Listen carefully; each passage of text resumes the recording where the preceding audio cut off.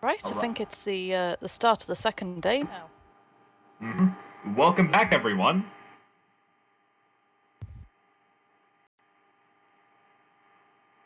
So I think we've got we'll just start talking now to give everyone a chance to adjust their volumes and prepare for the presentations for the day. I think we've got some people from yesterday, but also some newcomers. So welcome to the Specposium. Welcome. We've got a lot of talks lined up today, including some which weren't on the schedule earlier. So in a way, you're getting some bonus talks.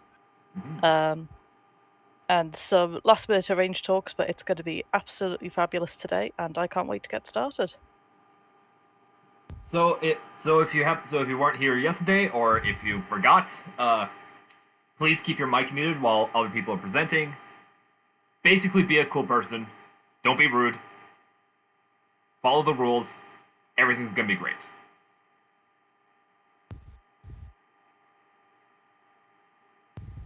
Yep. And this is the 10 minutes at the start of the conference that we're having a little announcer banner on. After this bit's over, we're going to have a group presentation, which will be about a variety of competitions and creatures in the ACSC canon, and then after that we'll have a talk on how to start an ice age, a little 10-minute break. Do you have questions on the line?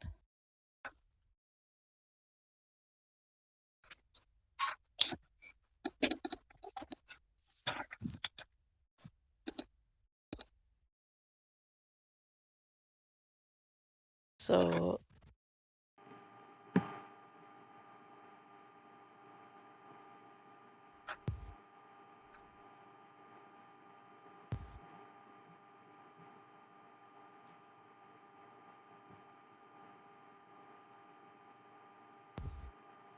but yeah, we have the schedule is posted in the announcements chat, and you can go back and refer to it throughout the day. There are likely going to be some technological issues or some scheduling issues, especially as some of the schedules being changed last minute. So if there's a few minutes overtime on each talk, the breaks sort of buffer it, so the entire schedule isn't going to go out of whack. So basically, don't be worried if you're going a couple minutes over time. We've prepared for that. People can ask questions in the Specposium banter chat and in voice chat after a talk is over. Just do not talk during somebody else's talks. And yeah, I think that's most of the announcements for the second day, but as I say, we do start with this sort of long 10-minute slot. So as and when I think of something else to announce, I will say it. Question: What is ACSC? Well, wait till the presentation to find out.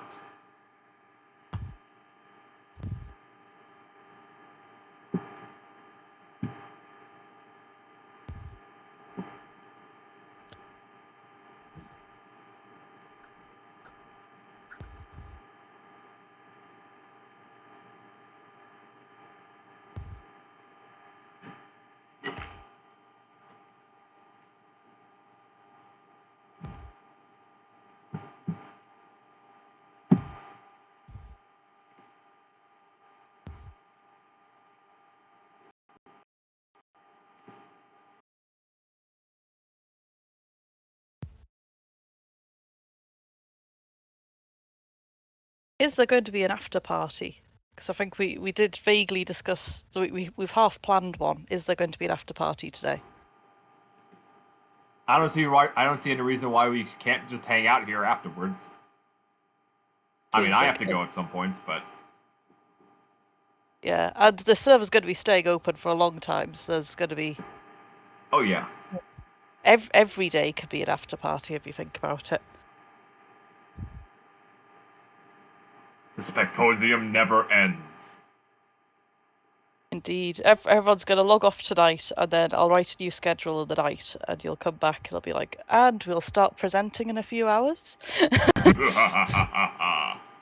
Every day could be a Specposium day.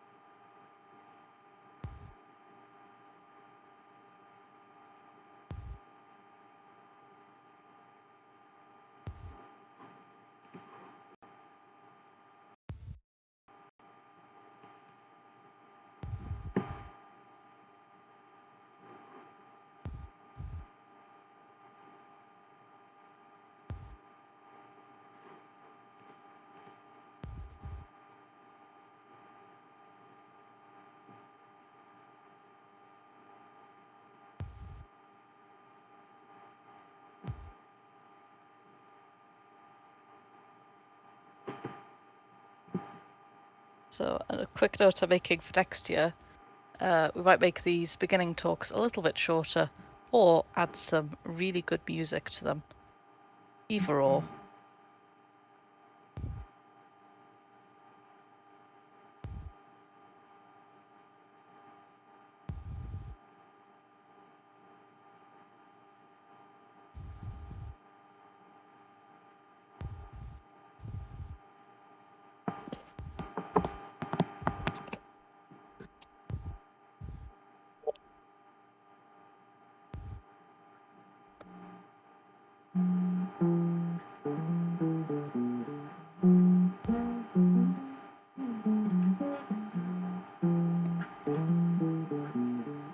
Was hitherto unaware of the we've been recommended the Ice Age 2 game soundtrack for the music. I was hitherto unaware of that.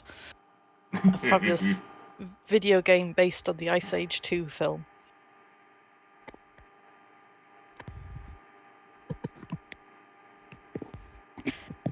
Right, so just a reminder to mute yourself during other people's talks. If you don't, we feed you to the Night Stalkers.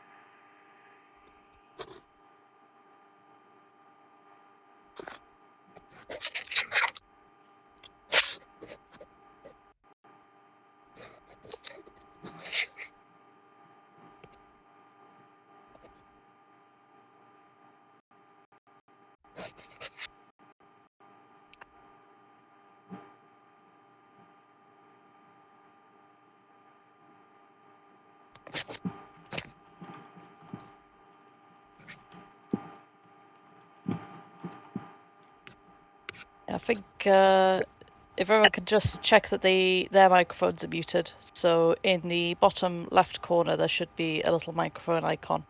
If you click on that, it mutes you.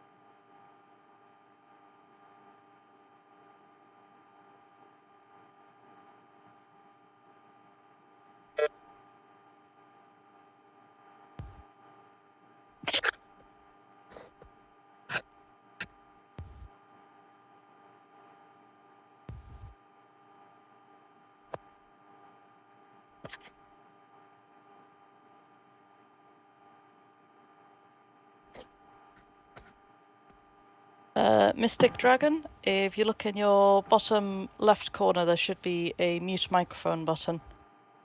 Just because we're picking up on small sounds near your microphone at the minute.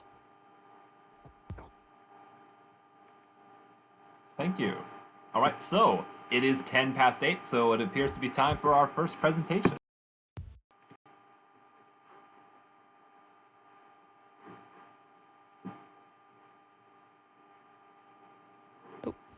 How do I stop sharing? Should I turn on my microphone? Yep. Mm-hmm. Yeah. Yeah, I share my screens.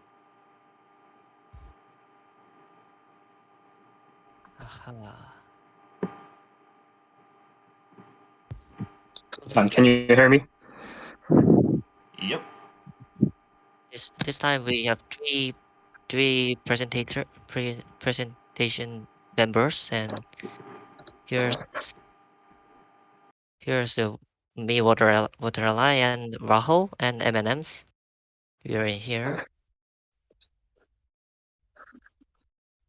Hello, this is MNMZ talking, one of the presentators. Okay. Hello, I am Rahul is ready? Sullivan as well. Okay. Ro is ready? Yeah. Ready. Yeah, okay, we're gonna start. Hello, this is Layson Chan and... Yeah, what? What? Wait for what? So, may I start? Yeah. Hello, this is Layson Chan and I'm Waterlie in this chat. And the administrator of this ACSC. And I'm Jongre, MNMZ in this chat, not a staff member, but here to help nonetheless. And I'm Tangyan Lee, also known as Rahul. I became a staff member of this community after the third contest and is currently a judge in these contests. Our topic here is about Korean Specposium community ACSC, which I would rely run in a few other staff members.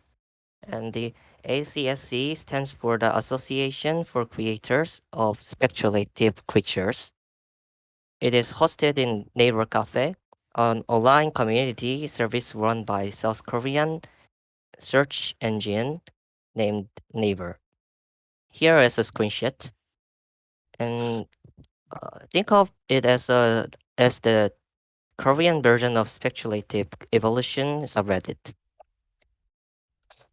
So ACSC started in 2013 and kept growing ever since. There are about 200 people in the community with around 2,000 posts created since conception. ACSC is an open place for any and all kinds of Spec-Evo creations, from parallel timelines and future animals to alien creatures and even all today's esque stuff. In order to kind of keep the creative juices flowing from our members, we've been hosting Spec Evo art contests. The theme of the contest changes every time in a set pattern of alternate timelines, and then future evolutions, and then alien worlds, and then back to alternate timelines, and vice versa. Participants are able to join alone or in teams. Each contest is held for about 3 weeks, and then are evaluated by 4 judges, usually regarding portrayal of concepts, creativity, and scientific accuracy. Points of evaluation can differ depending on the contest. Based on the final results, winners are usually rewarded with books related to spec bio or biology in general. From now, we will be focusing on the individual contests and its most prominent submissions. Okay. In our first contest, within the theme of alternative timelines, was an Ice Age dinosaurs. If non-avian dinosaurs survived to see the Paleocene Ice Age, how would they evolve? As it was the first contest held in this community, we started with a slightly easy topic. Most likely because the topic was related to dinosaurs. Many people made many different non-avian dinosaurs for the contest, which had 2 participants tied in the first place. Right. This submission, the ceratopsian Ungulus is thought to have evolved from Leptoceratops after the mysterious extinction of tyrannosaurs and ceratopsids. They live in cold, icy environments, and they were evolved to have shorter tails and thicker fat tissues than their ancestors. Their frills also have been reduced, but their nasal horns became bigger with keratin sheath to dig up remaining plant matter off the ground. So another animal created by the same participant is Nanotyrannos. Although they look like tyrannosaurs, they are actually descendants of Dakotaraptors, as tyrannosaurs have gone extinct in the Eocene for mysterious reasons. Adapted to cold regions, it is covered with thick feathers, and it also has a beak with sharp, serrated teeth-like structures on it. All right. Next one. Another submission that made a tie with the submission above was a creation named Parvacomus. Based on this submission, Spinosaurids moved toward the north during the Pleistocene, ending up on northern Russia. To deal with the cold climate, these animals increased in size and gained fatty tissues. These animals have a diet that consists mostly of fish in freshwater regions, which becomes a problem in the winter when the river freezes. The solution for the situation is to simply use their heavy bodies and jump slightly on the river, cracking the ice and revealing the cold river underneath. These Spinosaurs' signature sail also has a little feature where they use the sail to store fat, making them able to withstand 2 weeks without eating anything. All right. Second contest within the theme of evolution in the future was on future swamps. It was about a world where amutes and most insects went extinct.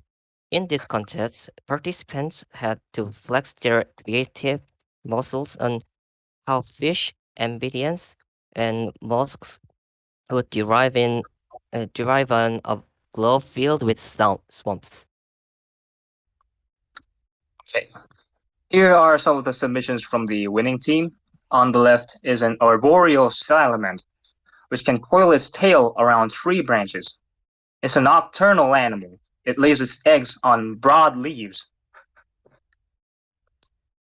Okay. Sangin. Okay. Also shown here is the mangrove climbing shark. The climbing is done with suckers and spikes attached around its pelvic region. It first attaches itself on the tree via its sucker, and then spiky pelvic fin moves to propel it up the tree.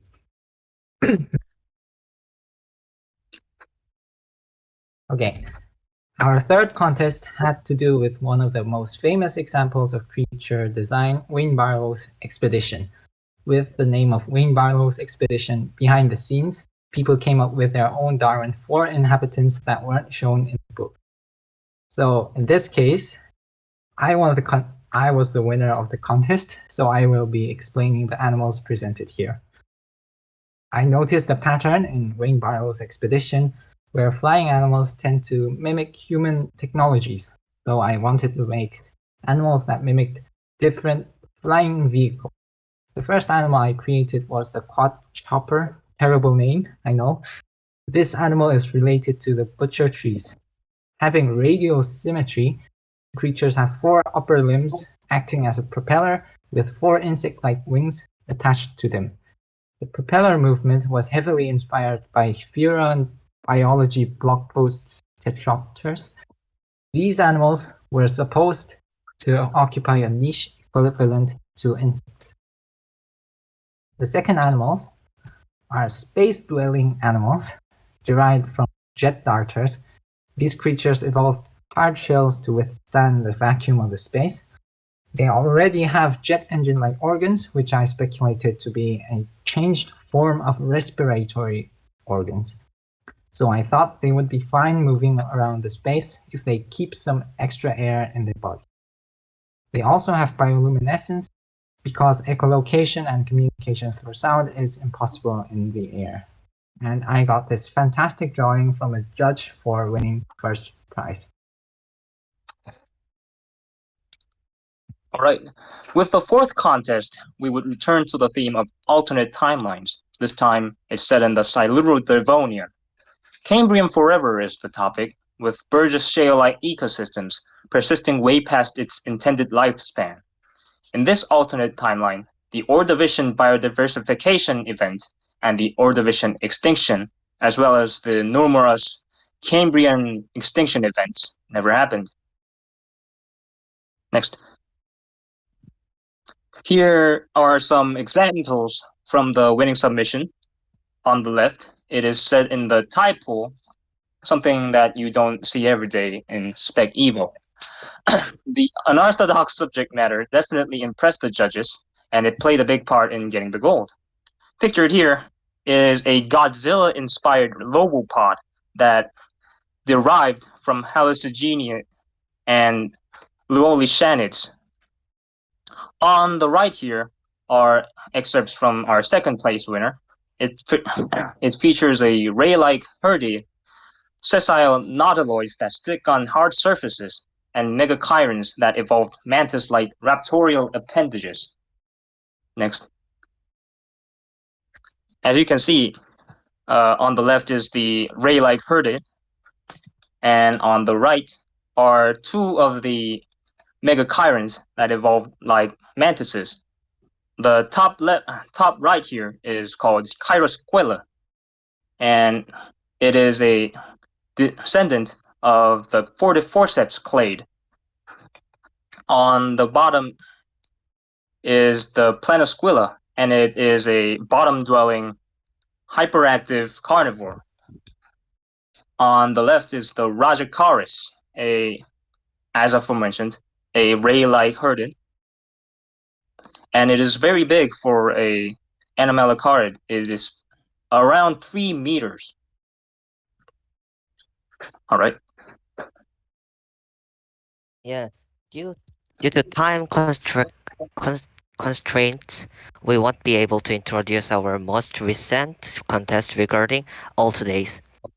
In perspective of future intelligent creatures, participants had to make an intelligent species present their unique culture and speculate on how they would restruct current-day creatures based on their specific biases.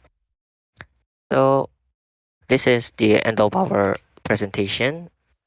Thank you for listening our presentation. Is there any questions? Yes, thank you for listening. So, any questions?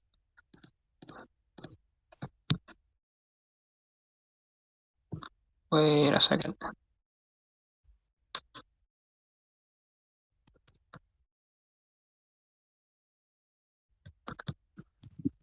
Did radiodons become megafaunal? Yes, they did. At least for Cambrian standards.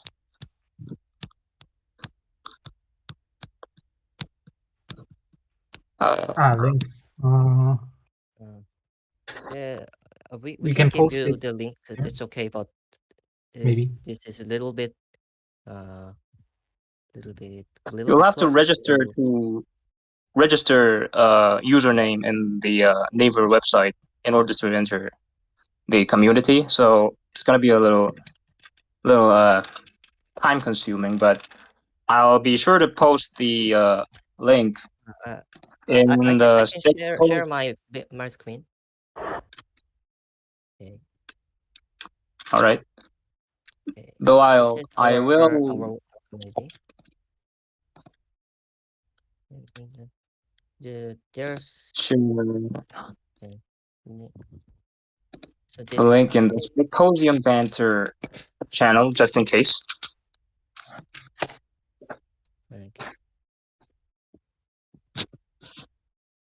Okay, because this is a Korean website, people might not be able to go in there. So yes, that's why we introduce this our work on here. Yeah, because it's pretty hard to access. Google Translate will work fine for the website, right? I actually have not checked, but I believe it will be serviceable at least.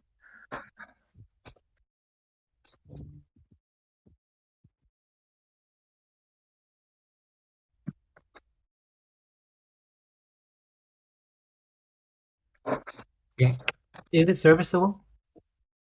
We don't know really. Oh. I'd say yes. I mean, in internet translator standards, anyway. And not that much run equivalent. Yeah, it's gonna have have some trouble translating some of the scientific names, but I'd say it's gonna be all right. The community is mostly teenagers anyway, so the language is quite not on the hard side, I think.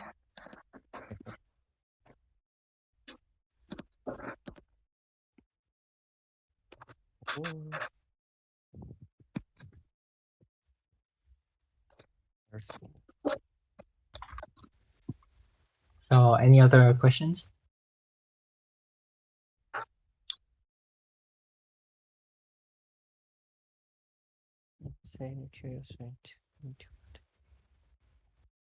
Having said that, I'm curious how art-oriented is the community over there. Whether really, what's early? Yeah. Can you answer the question? How art-oriented is the community?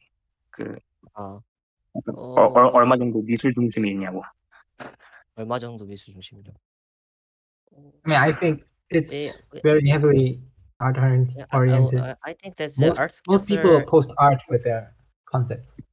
Art skills are a useful tool to express their features and the submissions, but I think we should mostly based on the ideas and concepts. Concepts. Yeah. That's most. I think that's the most important thing on creation. But the art skills are the very useful tool. Very. Yeah, there are boards that you can post art, but there are boards that you can just post, your concepts and maybe even fanfic and cartoons and other stuff. So I say there's room for people who are not that into art, I'd say. We did add a gallery for people to request art for their concepts. So I think that's a good solution. Yeah, that too.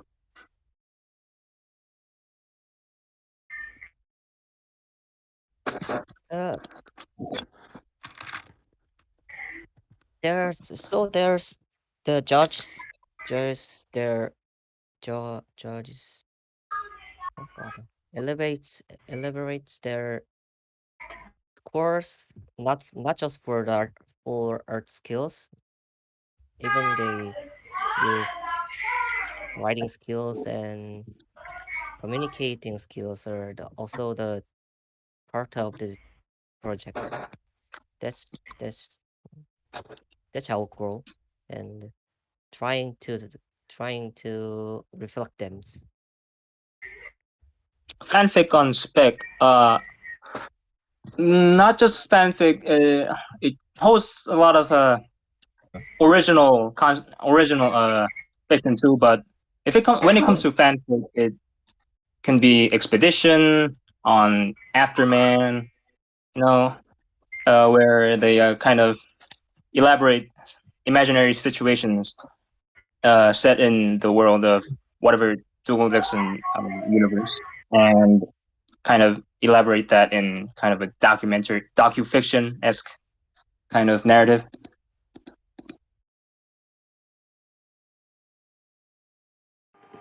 Okay, so it is currently time. So thank you very much for introducing us to this community. Actually, you. Our community. It is title. Yeah, and it's well done putting the presentation together so fast as well. Because you only had a few hours to do it, and that was very neat and very well done. Thank you. It's a hard part of our preparation.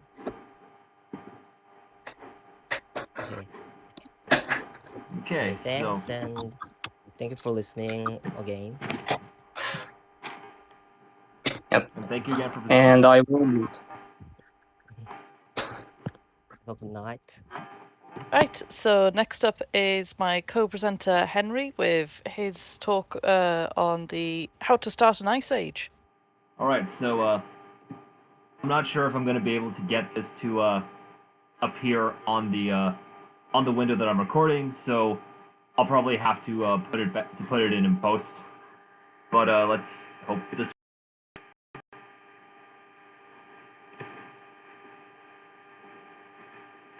This works. And my laptop is. Oh, there we go. Does this work? Yep, we can see you. Awesome.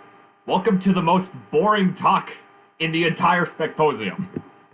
Today I'm going to be talking about how glacial periods form, which hopefully could be useful for your own speculative projects. Alright, well, let's get started. First, what is an ice age? Well, an ice age is a period in Earth's geologic history with extensive glaciers. This often takes the form of large polar ice caps, like, for example, the one that we're currently in right now. Other characteristics of ice ages include extensive glaciers in regions, lower sea levels, drier overall climates, especially during the glacials, and tropical biomes that are restricted to, well, the tropics. We currently don't have swamp forests in the middle of Alberta, Canada. So within an ice age, there are glacial and interglacial periods. The glacial periods are colder and the interglacial periods are warmer. Note that this is not the same as greenhouse versus icehouse. I'll be talking about that next. So these glacial interglacial cycles are largely controlled by Milankovitch cycles, which are fluctuations in the Earth's orbit and rotation. And these are well documented for both the Cenozoic glaciation and the late Paleozoic icehouse, specifically in the Carboniferous. So these ice ages, aka icehouse periods, are interspersed by longer greenhouse periods. There are relatively few icehouse periods in prehistory. I should note that a greenhouse is not always 100% ice-free. There is evidence for glaciers being present in early Cretaceous Australia, but only in the mountains. There was no evidence for an ice cap of any sort at the time. So how do you go from the greenhouse world to an icehouse world? Basically, by cooling the planet. And the easiest way to do that is to remove greenhouse gases from the atmosphere. Greenhouse gases like carbon dioxide help trap heat in the atmosphere, so the fewer of those you have, the colder the planet gets. And there are two ways to do this. The first is weathering, where basically exposed silicate and carbonate rocks can react with carbon dioxide in the atmosphere of the oceans, trapping that carbon in the form of calcium carbonate and other minerals. This is basically a self-regulating system that keeps carbon dioxide levels from getting too high over geologic time periods. The more CO2 there is, the faster weathering rates happen. And the second way to do this is photosynthesis. When plants or other organisms photosynthesize, they take in carbon from the atmosphere and incorporate it into themselves. So the more that you have, the more CO2 is removed. So the easiest way to increase weathering is to increase the surface that you can weather. And a lot of times this happens by mountain building. Because if you have a bunch of exposed rock, this can weather and remove carbon dioxide. You can also just make it easier to weather surface that exists. For example, increasing weatherable rock at the equator because equatorial areas tend to be a little more humid, or decreasing the distance between those rocks and the coast. Increase in weathering rates are implicated for the Neoproterozoic snowball Earths with the breakup of Rodinia, bringing the interior surface of the supercontinent closer to water, the late Paleozoic icehouse, which followed mountain building periods in the late Devonian, and the Cenozoic glaciation, which shortly followed the rise of the Himalayas. Now, you increase photosynthesis by increasing the amount of photosynthetic organisms, for example, through massive forest growth. But you don't want to just have the forest growing, you also have to bury them, because this traps the carbon in the ground. If you just burn all the forests, that carbon just goes right back into the atmosphere. Increases in photosynthesis are implicated for 4 of the major glaciations, actually. The Huronian glaciation, which happened 2.5 billion years ago in the Archean, followed the Great Oxygenation Event, in which photosynthesizing organisms first evolved, removed a bunch of methane from the atmosphere, and this cooled the planet enough to freeze over. The Ordovician glaciation followed the first conquest of land by plants. Not only do the plants start drawing down CO2, but they also increase weathering rates because, well, roots. helped break up rocks. The late Paleozoic ice house followed the evolution of the first trees and spread of forests on land at the time. And the Cenozoic glaciation, interestingly, it may have been kicked off by the Azola event. During the Eocene, the North Pole was surrounded by land. It might have been freshwater, and you have these massive mats of Azola growing in the North Pole, dying, sinking to the bottom, taking on that CO2 with it. And this could have kicked off the cooling trend from the greenhouse period of the early Cenozoic to now. Another important factor is the positioning of the continents. For example, right now we have the Antarctic circumpolar current, which formed as a result of Antarctica being completely disconnected from any other continent. This current prevents warm water from reaching Antarctica, so as long as it keeps running, Antarctica will get colder and colder and colder.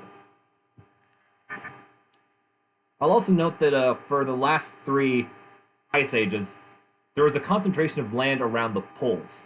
Not only now, in which there's land around both the North and the South Pole, but during the late Paleozoic ice house, we have Gondwana. During the Ordovician glaciation, you have all this land at the South Pole.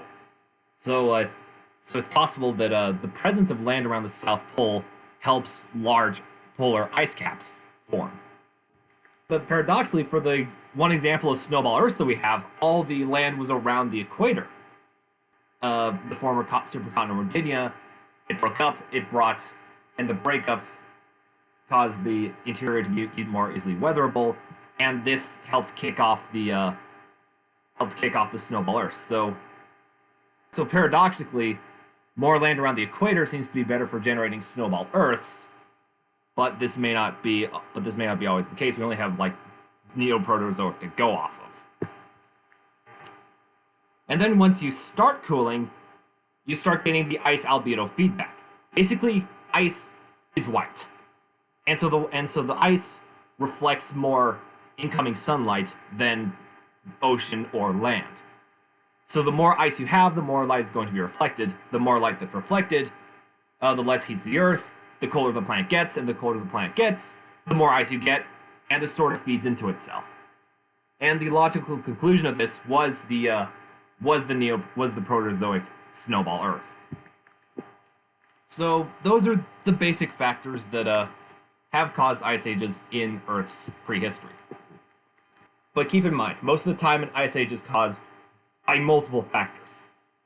For example, the Cenozoic ice age is probably a combination of the Azola event, the uplift of the Himalayas, and the Antarctic circumpolar current.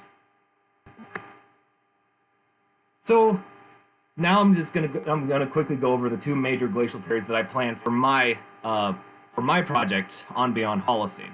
The first one is the Cenozoic glaciation, which basically starts up again after humans leave the picture. Again, a confluence of factors lead to this. Forests and phytoplankton rebound after humans disappear. This draws in a lot of carbon dioxide. The Antarctic circumpolar current keeps Antarctica cool. At least initially, human constructs will weather carbon out of the atmosphere. And so basically the Cenozoic glaciation continues for a few million years. It ends when Antarctica moves northward, cutting off the Antarctic circumpolar current. The South Pole is no longer cool. Things basically warm from there. You get a reverse feedback loop, and by 70 million years, we're back in the greenhouse period. And we stay in the greenhouse period up until around 270 million years.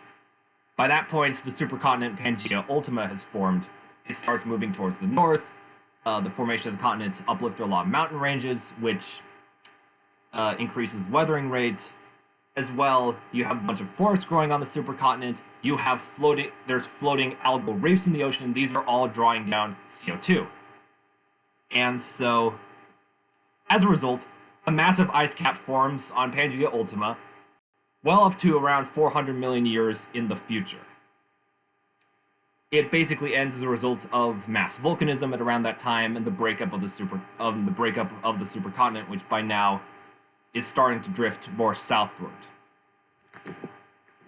So, thank you for listening to my ramblings. I apologize if it wasn't super articulate. I got like 6 hours of sleep last night. Does anyone have any questions? Got one. Mhm. What these are now? That was a really good explanation of the big term ice age. Big thanks for that. But do you have any data on the processes that cause glacial interglacial cycles like the one we are in right now? Yeah, glacial interglacial cycles are largely caused by variations in the Earth's orbit. Sorry, in the Earth's orbit and rotation, and these happen on the tens to thousands to hundreds of thousands of year cycles. Thanks. Thanks. Appreciate it. Let me check the chat. Missed a bit. How do you increase rock weathering again? Basically, by increasing the amount of weatherable surface. If you have a bunch of mountain ranges that you just uplifted, that's a lot more surface area in which weathering can remove CO2 from the atmosphere.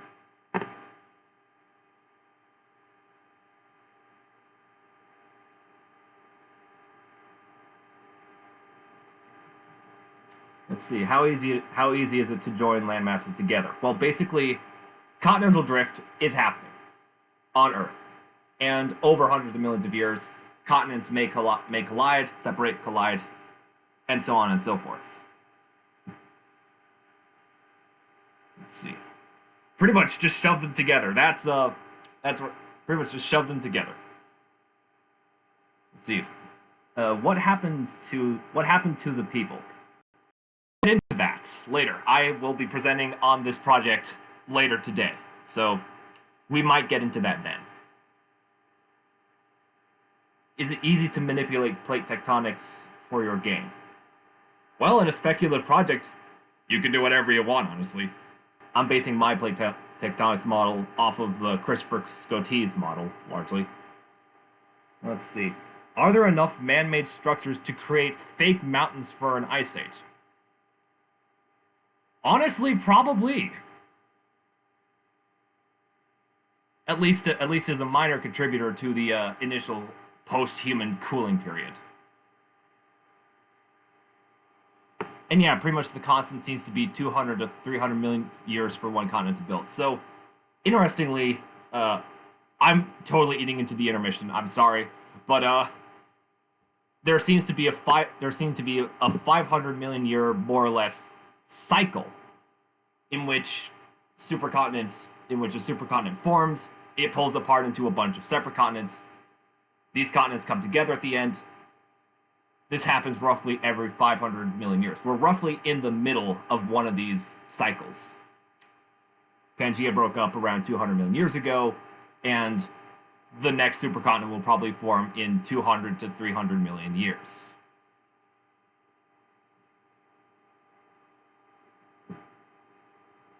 Right, I think we'll have an intermission now, but feel free to keep answering questions through the intermission.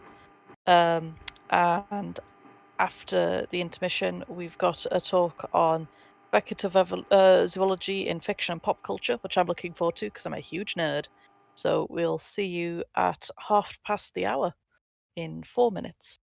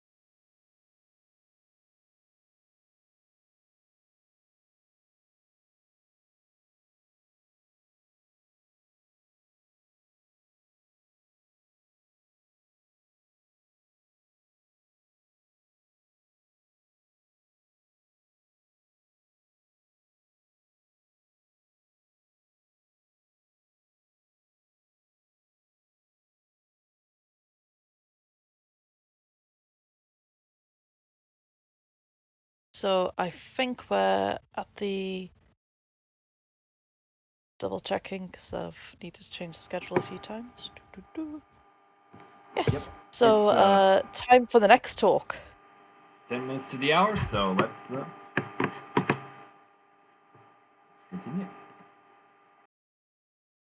So take it away. Right. Right. Let's begin with a simple. Right. Let's begin with a question. Can everyone see this clearly? Just to be sure. Yep, we can see it. Thanks. Works for me. Right. Let's begin. So this is a presentation on speculative evolution, or Spec-Evo, in fiction and pop culture. So let's begin. Now, speculative evolution has a big presence in media today, at least comparatively speaking. Most media depictions of speculative evolution happen in an educational context, in which the goal is to teach people about evolutionary biology, ecology, and how species adapt to their environment. However, Spec-Evo has a powerful presence outside of educational media, and they often appear in pop culture, like in movies, comics, and TV programs. For example, The Future is Wild documentary series, which is phenomenal in terms of Spec-Evo content. It was so popular that they made a cartoon out of it, and that kind of also happened to the After Man book by Dougal Dixon. However, we have to ask a question. What if speculative evolution in terms of what you're doing? Well, speculative evolution is basically a very specialized field of creature design, which involves extensive research and world building, as well as making the creatures naturalistic. Most Spec-Evo projects consist of future evolution, alternative timelines, and especially alien worlds, where you basically have to make entire biospheres from scratch. And speculative evolution is an excellent tool for engaging the public, and in general, it's a lot of fun. And in pop culture, speculative evolution is often used in science fiction, where you have to make creatures which seem realistic, even though they're fictional. And many creature designers use speculative evolution in some aspects of their creature designs. However, how does Spec-Evo differ from standard creature design? Well, creature design is basically the design of biological creatures in visual media, and almost all creatures in pop culture are designed outside of extant, non-stylized animals. While most creature designers make their creatures as naturalistic as they can, many creature designers take a lot of liberties in regards to the biology of the creatures. And you have to remember, all the designs have to be approved by the higher up, so you can't design anything you want. You have to make sure it appeases the ones who hired you, basically. Creature design mostly appears in sci-fi and fantasy films, and you have to remember, pure speculative evolution is extremely rare in fictional media. However, you can put creature design to two main types if we're talking about creature design in the context of speculative evolution. The first is creatures for the sake of creatures, which is the most common type of creature design in pop culture. Basically, the creatures are more or less realistic, more on the less side, and they take a lot of liberties in the look, behavior, and overall design of the creature. Now, the quality of these creature designs varies wildly, from the amazing to the absolute garbage. And very few of these designs make biological sense. And in the movie, they often act like monsters as opposed to animals, which is how a lot of humans imagine how animals behave, unfortunately. But they can be very interesting creatures, and they appear in very good movies and franchises. And examples include The Dark Crystal, Jurassic World, Harry Potter, Avatar: The Last Airbender, Lord of the Rings, most monster movies, and every single kaiju movie. A good example of this type of creature design is Kong Skull Island, where we see King Kong facing against one of the Skullcrawler creatures. Now, these are fairly standard creature designs, but on the realism side, these are not that great, to be honest. They have really weird anatomy, move strangely, and the only thing the designers wanted to do was make an awe-inspiring, terrifying, and awesome creature, which they did, but it kind of boils down on the realism and believability side of things. Now, the next category is called speculative creature design, which is rare compared to standard creature designs, but it does appear in some fictional media. And in this time, the approach is more rigorous and involves some world building and biological concepts in the work. And many of the creatures are very good in quality and realism. However, they still take liberties because they're making creatures for the higher ups, not for themselves. You have to keep that in mind.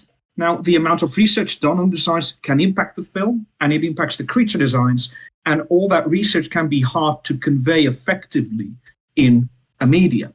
Now, examples of speculative creature design include James Cameron's Avatar, the dinosaurs in Jurassic Park, the After Earth movie, the original Planet of the Apes movie, and Troll Hunter, as well as the Peter Jackson's King Kong. Now, it appears as a standard monster movie, but actually the animals are fairly good designs. They look fairly realistic. They most of the time act like real animals, and they have really weird choices in anatomy and behavior. And the reason it's a Speczoo world and not a standard monster movie is that they actually did a lot of research, and a lot of the animals actually have scientific names. And this is not in the film. It's in an art book made in part by the W.I.P. It's a special effects industry that helped make these creatures, and you have to buy that separately to get that aspect of the film, but it's still Spec Evo.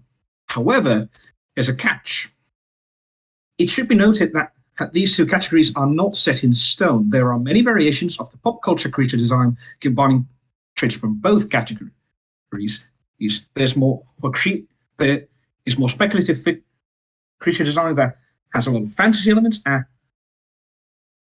and fantastical creatures have more realistic elements. For example, the designers take some liberty with the look and behavior of the creatures, but the animal itself can be surprisingly rigorous in anatomy and locomotion. A good example of this is the film franchise How to Train Your Dragon. Now, the first movie, the dragons are fairly standard creature designs, but they are really good quality in anatomy and movement, and even some aspects of dragon biology are explained. However, in the wider established universe of the franchise, dragon biology is explained really well, and there are some major aspects of Spec Evo in there. And by the time of the last movie, you get a really weird idea of dragons as living, breathing animals. Now we move on to speculative evolution in storytelling. How do you convey all this in a fictional media? Now, Spec Evo is often used in fantasy and science fiction to flesh out the world and give it a bit more depth. Now, this requires lots of research and lots of world building, and conveying that world building in a story can be hard because you have to leave something out, but you want to tell everything about it because it's your world. And how the Spec Evo world is conveyed in the story depends on the narrative. For example, Subnautica is a Spec Evo world that conveys the world differently depending on how the player interacts with the world around them. And let me explain. The first type of Spec Evo story is basically an adventure story where the plot and characters are the main focus while the world and the creatures are in the background. And creatures are only properly described and seen if they interact with the main cast. Now, the focus, of course, in these stories is on charismatic and dangerous flora and fauna, and the backgrounds are given moderate attention. And there is varied exploration of the environment, some more and some less. And very little world building gets conveyed in the story, and many mysteries are left behind. Plot can be action heavy, and the characters are given strong development.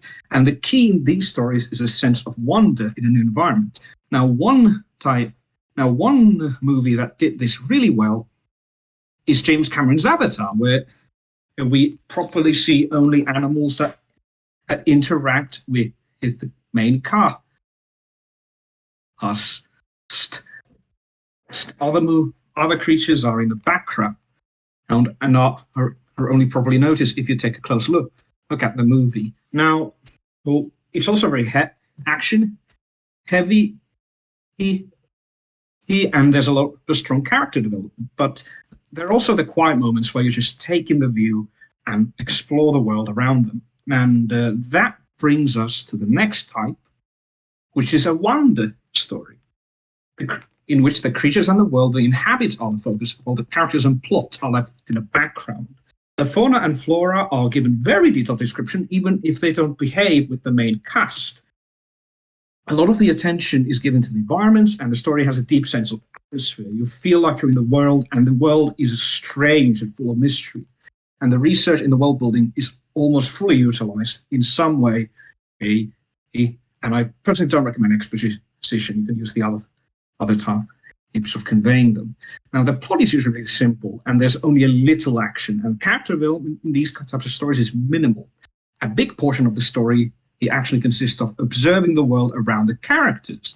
And the key in these stories is the sense of wonder in the unknown. And one story that did that very well is James Barlow's book, Expedition. It mostly consists of the main character going about in the great wilderness, looking and observing at wildlife and painting it and commenting on it and reflecting about his life on it, it sounds boring, but it's one of the best books I've ever read. Honestly, it's amazing. Now, these two categories are not set in stone, and lots of fun can be had mixing and matching the two. However, special attention must be given to the conveying of the world building and research in a way that doesn't hinder the story, because you don't want a story that gets jammed because there's so much world building. You have to exposition everything. And basically, the one way to prevent this is that the plot and characters have to be thought of in conjunction with all the research and world building, so they go hand in hand. And it also depends on what kind of story do you want to tell. Do we want to have an adventure story or a wonder story or something else entirely? And you have to remember, the world has to be alive as the creatures are designing for the story, and consider the message you want to tell, whether it's conservation, adventure, human encroachment, or anything else. And most importantly, have fun with your story project. And I'm going to leave you with this piece of concept art from James Cameron's Avatar sequels, so you can see how much fun the artist is having, and probably you're going to have a lot of fun making the film, the crew, and hopefully that translates to the final film, as with some of you with your potential projects. Thanks. Right, any questions?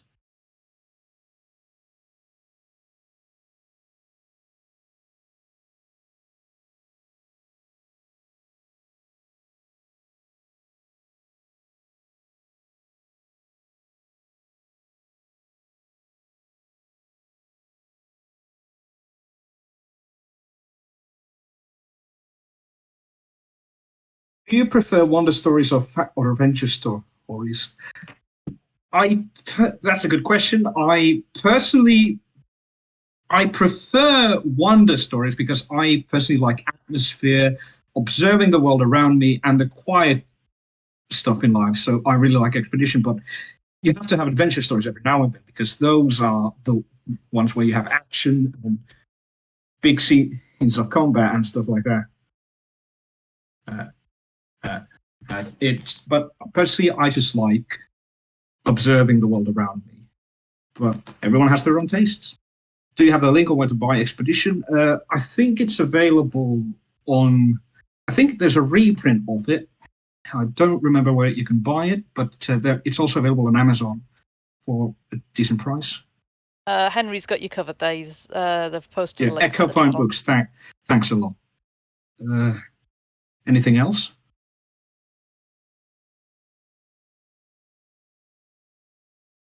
Would Spore count? I mean, Spore's a bit like Minecraft. It depends on how you play it. It depends on how you play it. I mean, is it even? It's not really a story. It's just you're designing the creature yourself and looking at that. So I don't know how. I don't really know how to put it. I don't even know it's proper Spec Evo. Where do you see the future of speculative evolution within popular media in the future?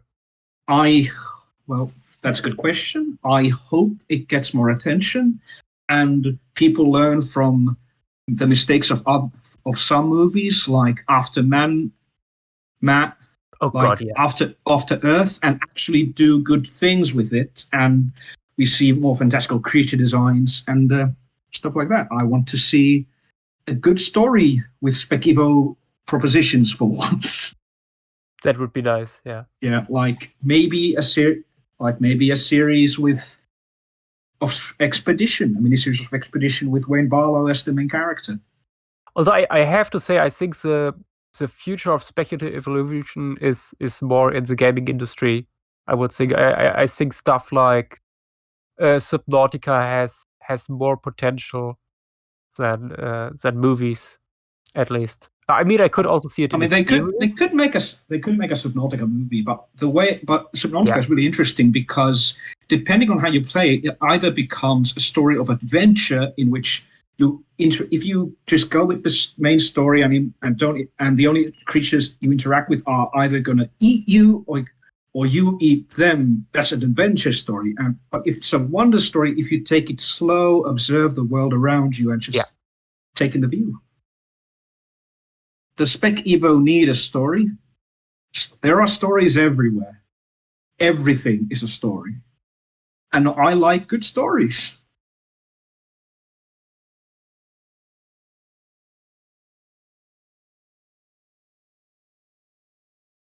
Yellow Panda asked, have you developed any stories of your own with Speculative Evolution? That is a good question. There are some ideas in my head, and I hope to put them on paper someday. But right now, they're just ideas and concepts that are floating about somewhere. Nothing more. Oh, something that I would like to mention at this point is Daniel Benson's novel Junction, which is fantastic in that it really brings together the Spec Evo aspects as well as the adventure aspects. That's something I will hardly recommend. The second book is out, I think, a few days ago, and that's interesting. I've never heard about that actually. Yeah, it's about within the Indonesian rainforest, a wormhole is discovered, and an Australian scientist and a Japanese survival guide are leading an expedition through. On the other side, the US, of course, the US has already established a military base, but the wormhole is there for thousands of years, and there are already indigenous people living there. But all over the planet, there are wormholes leading to other worlds, and basically, it's an intergalactic ancient zoo that is there, and they travel over the landscape through different biomes and encounter all sorts of very creative creatures. That sounds really interesting, actually. That I'm interested to read it. Yeah, look up Daniel Benson on it's on Amazon, and he's on Twitter, and could you put a message somewhere? So yes, I'm looking for it and putting it in chat. Thanks. Right. Do we still have time on this? You have a whole 10 minutes. Okay, so if anyone has any more questions or comments, I'm more than happy to talk about them. The next presentation is scheduled to start in 20 minutes. So there's loads of time. Great. Would you have any tips for starting a spec bio project? For example, a Xenospec project. Well, have fun. Do research, lots of research. Do world building. Study modern animals. And one thing I did do is just go outside and look at wildlife and how they are adapted. Favorite creature from Barlow's expedition and least favorite?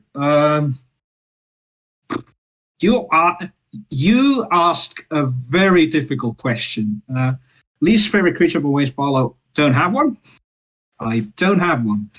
But favorite creature. I have too many favorites. I'm not gonna list my favorite because I don't know what it is. I just like all of them. All of them are unique in their own way. A lot of really charismatic form. Yeah, the Daggerist.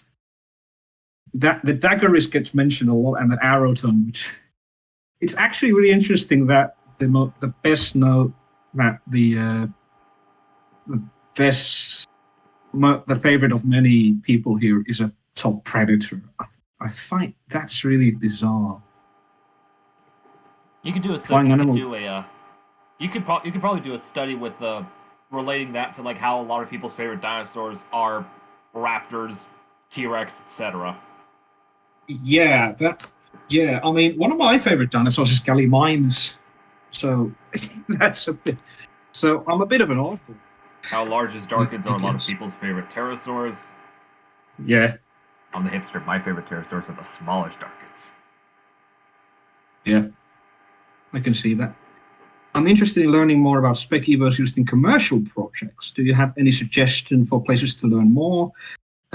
Well, you have to scour for basically you have to scour the internet for DVDs and Blu-rays with behind-the-scenes work, and probably try looking up concept artists and talking to them.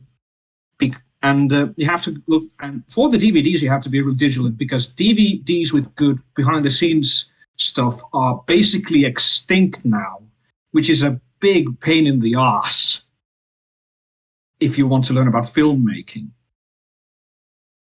So, but just look up as many creature designs as you can find, and look at many movies and try talking to them. Are there any tropes or things you consider pitfalls in Spec Evo? Making everything a top predator, that's a pitfall. I really hate that trope. Let's see.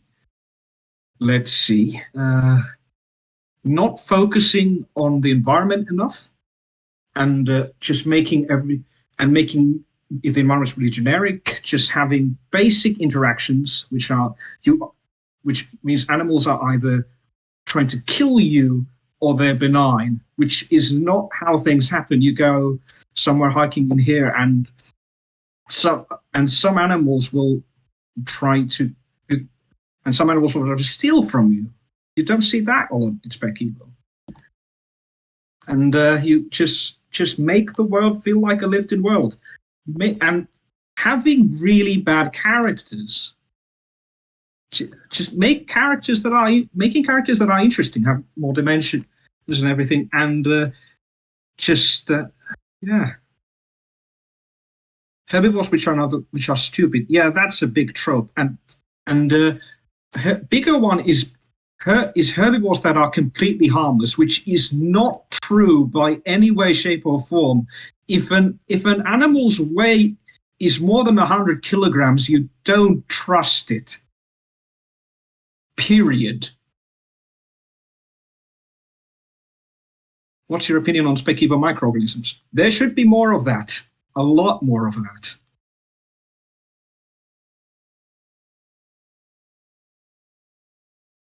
There's basically none of it in media.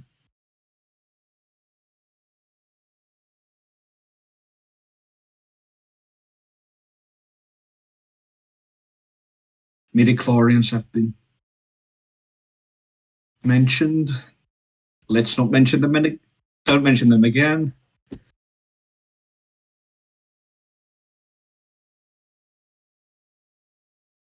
Yeah. Alien. Well, I don't know. Alien is actually a really weird. Is actually an oddball because it's a Spec-Evo creature that's a creature for the sake of a creature. It's a monster with Spec-Evo traits, in my view, at least.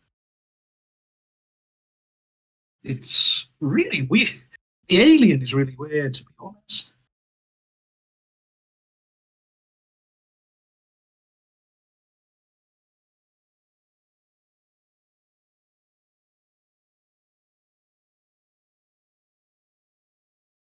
Yeah, icy moves. Yeah, there should be more of that, like Europa.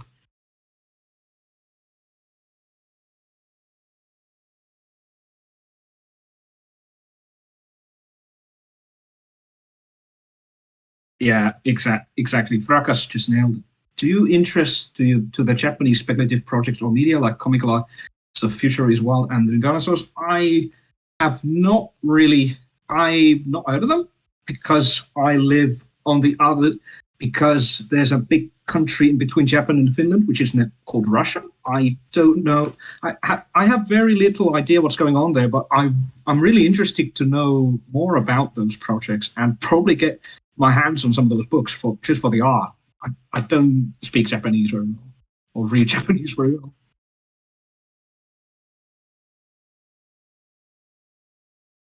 It's interesting. Yeah. Okay.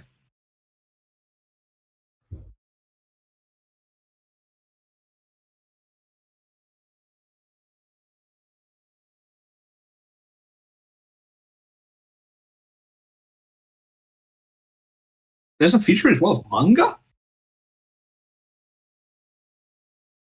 Didn't know. But never got Seed World immediate. Well, I think there are many sci-fi films where people attempt to do that and fails miserably. I think so.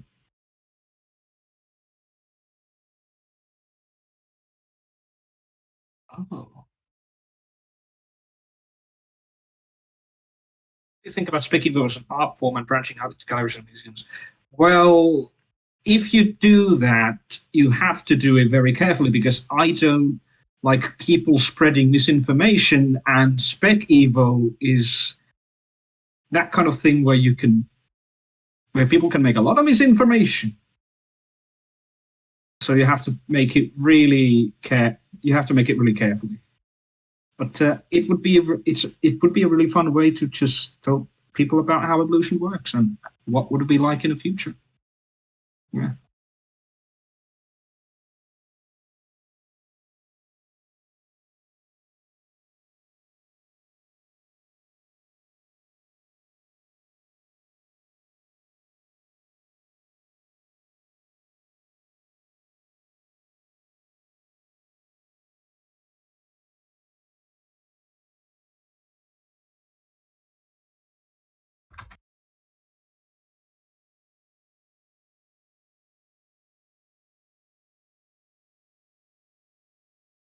Right, you're on your final minute for questions. So Yeah. if everyone's got last minute questions, now's the time. Now is the last minute for those questions.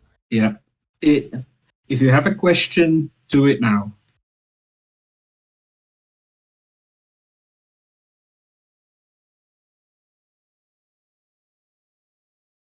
Yeah.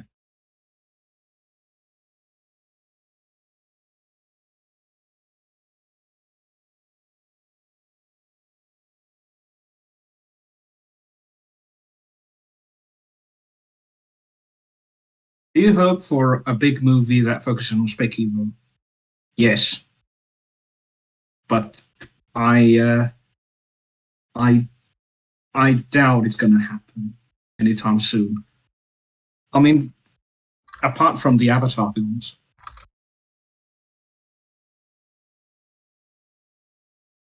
Right, now it's time for the 10-minute break. So we'll reconvene in 10 minutes and we'll have the talk on Yeah, I'll stop sharing. 30 million years in the future. Thank you very much for that awesome talk. Thanks.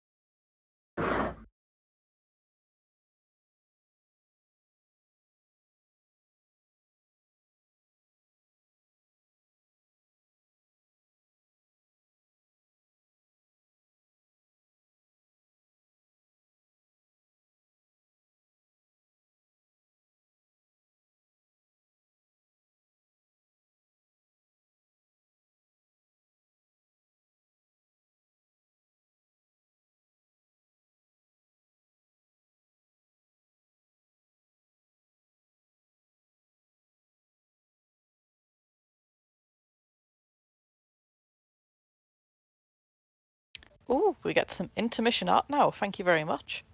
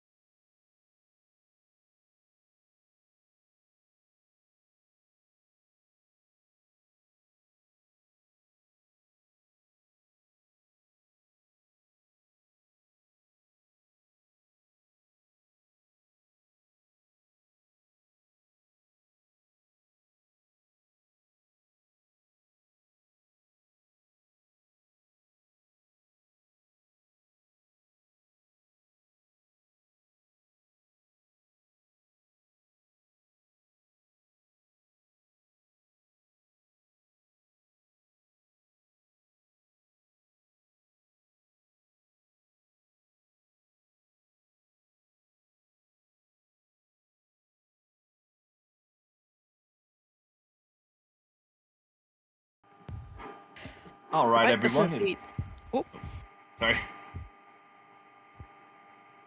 Okay, so we have hit the end of the intermission. Our next presenter is Miguel Moreira with 30 million years in the future. So, if you're on, take it away.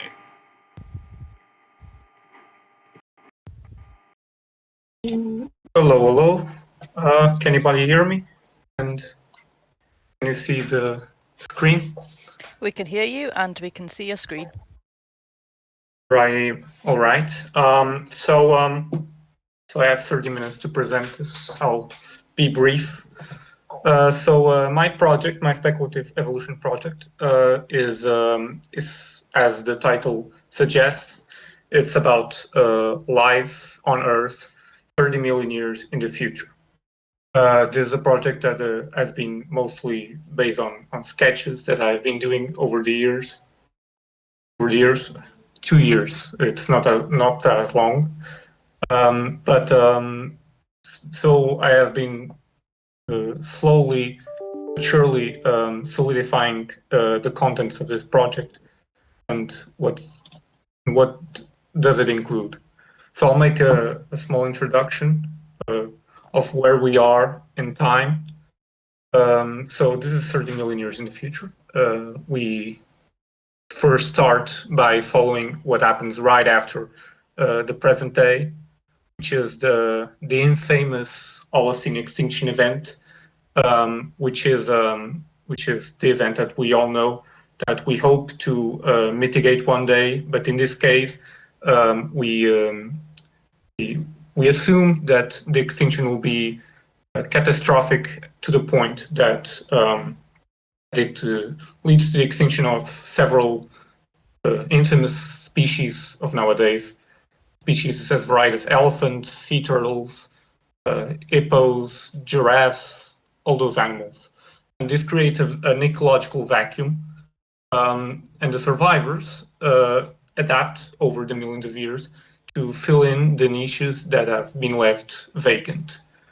So we have this small initial period of ecological regrowth, which is called the Prosphorocene. I can't recall what was named after because I did this a long time ago.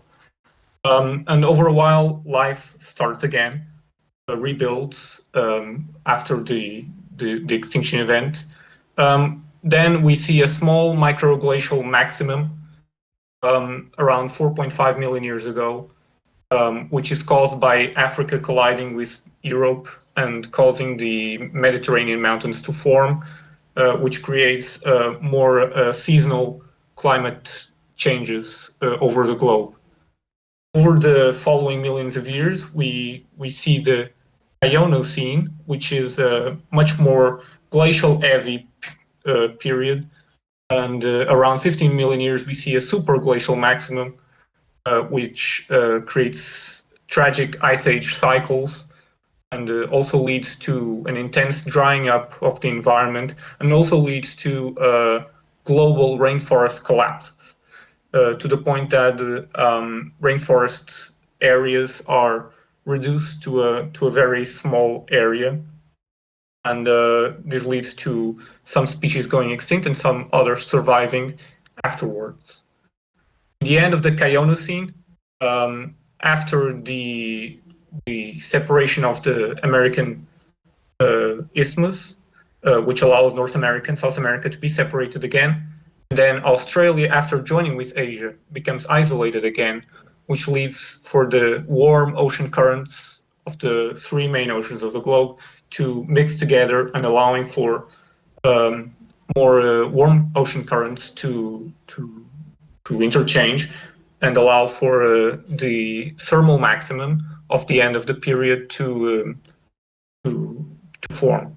And we reach the Enovocene, which is the epoch that we are analyzing right now, which now deals with the climate with the Pliocene. Sorry, I heard someone. We have here a map, a makeshift map of how Earth may be 30 million years in the future, with all of these continental arrangements still fairly recognizable, but we see some things that are fairly different from our present. As said, South America and Australia are isolated again. Antarctica has moved a bit north. East Africa has separated with two islands, one called Aesia and another called Victoria, are now separated by ocean. And we also see the islands of Zealandia rising up a bit, and a few Australasian islands are also isolated. Japan no longer exists. It's now just a bunch of mountains and plateaus formed by the Korean plate that crashes against the Pacific plate, forming the Tsuki mountain range. We'll now make a short, at least I hope, showcase of the life that I have done for this project. Most of it will just be some small snippets of what exists in this world. And sadly, I won't be addressing stuff like plants, invertebrates, and fish, because I mostly worked on stuff like mammals, birds, and reptiles. So we'll start off with the mammals. First off, we start with the monotremes and the marsupials. There's a fair diversity of them. Some monotremes are only represented 30 million years in the future, are only represented by echidnas, as platypi have since disappeared. And echidnas are now spread across Australia and also made the interchange and allowed them to exist in South Asia. This example is an Indian echidna. Marsupials are also very diverse. Opossums are spread all around the Americas. Some, like this Chinese pig-tailed opossum, is found in East Asia, having made the interchange from the Bering Strait. We also see another lineage, the Australian marsupials, like the wombat, which exists in Australia only, because wombats are now represented by only 2 or 3 species. We also have the Great Zealandian lemur, which is a marsupial from New Zealand that has been introduced since. And the Eurasian snow wallaby is a kangaroo that lives in the cold of the northern Eurasia tundras. We have a little bit of the of other mammals. The Atlantogenata, which is a clade that includes xenarthrans and the Afrosirians, are represented by several species. Some examples include the devil pig, which is a carnivorous armadillo from South America. We have the giant anteating sawtail, which is a descendant of the aardvark, which lives in Aesia, which has a thorn-like tail, spikes to defend themselves from predators. And we also have here a small tenrec from Madagascar. In Iwar consanguinis, we have primates, including monkeys, which are widespread across every continent of the globe except Antarctica. And we have here the blue club-tailed monkey from southern Australia, which is just one of various types of monkeys that exist. Rodents are even more diverse, with the badger squirrel being an example from Central America, which is a insectivorous squirrel. It only eats insects. We also have the Eurasian tree porcupine, descendant of the American porcupine, which has spread around Eurasia. And now it's just these small, spiky animals that live in trees that native Eurasian animals need to look out for. And also in New Zealand, the introduced murids, rats, have evolved to a myriad of different species, including water dwelling rats. Looking at the other, these are more insectivorous mammals. The Ulipotifla, which includes the moles. The mole family includes several species, including shrew moles, which are now much more widespread across Eurasia and North America. And the shovel-nosed mole is just more on the line of digging fossorial moles. We also have a water shrew from Madagascar, descended from introduced shrews, and also the Zealandian, the New Zealand platypus hedgehog, with a small platypus bill-like snout to forage in the forest floor. In the bat family, or rather in the bat order, we see several different species. The white-faced witch, which is one of the largest, if not the largest bats of this time period, with 2 meters of wingspan. And the bullseye bat, which is a fruit-eating bat that has a bullseye painted in its wings. And we have also a small frog-eating bat from Victoria and an Antarctic bat, a bat that has made its way to Antarctica once the ice melted down. I have made this specific family, which is the last remnants of the horse family, which are now in the Carnohipids, a specific family of horses with enlarged canines for fighting and for other purposes. These horses, a few of these species, can eat meat, though most of their diet is composed still by plants. Some, like the black-headed air horse and the condudo, are mainly herbivores, but the blue-fanged horse and the mane-fanged horse are observed to eat some animals, mostly very small ones, just in the meantime, as they mostly eat plants still. Shout out to Exospectral for making this artwork of the blue-fanged horse. We move on to other ungulates. We here have the camels. These are varied and include various species. For example, we have these 3 mountain-dwelling Arabian camels, which are more like llamas. But we also have a gigantic, almost elephant-sized camel from Africa, known as the behemoth, which is probably one of the, if not the largest terrestrial animals of this time period. We now move to swine. Beyond the various types of true pigs, we have the peccaries, which are much more herbivorous and have tusks, and they spread to various parts of the Eurasian and American continents, and have also touched parts of Africa. Here include a gigantic woolly javelina with 2 horns like an Arsinotherium, and it populates the cold steppes of Eurasia, and are one of the new, more important herbivores of this new world. The true pigs are more conservative, but are much more diverse, including smaller omnivorous forms like the Asian bush pig, to more dedicated herbivores like the Malayan grass pig, and also some smaller, more social, almost mongoose-like pigs in terms of sociality.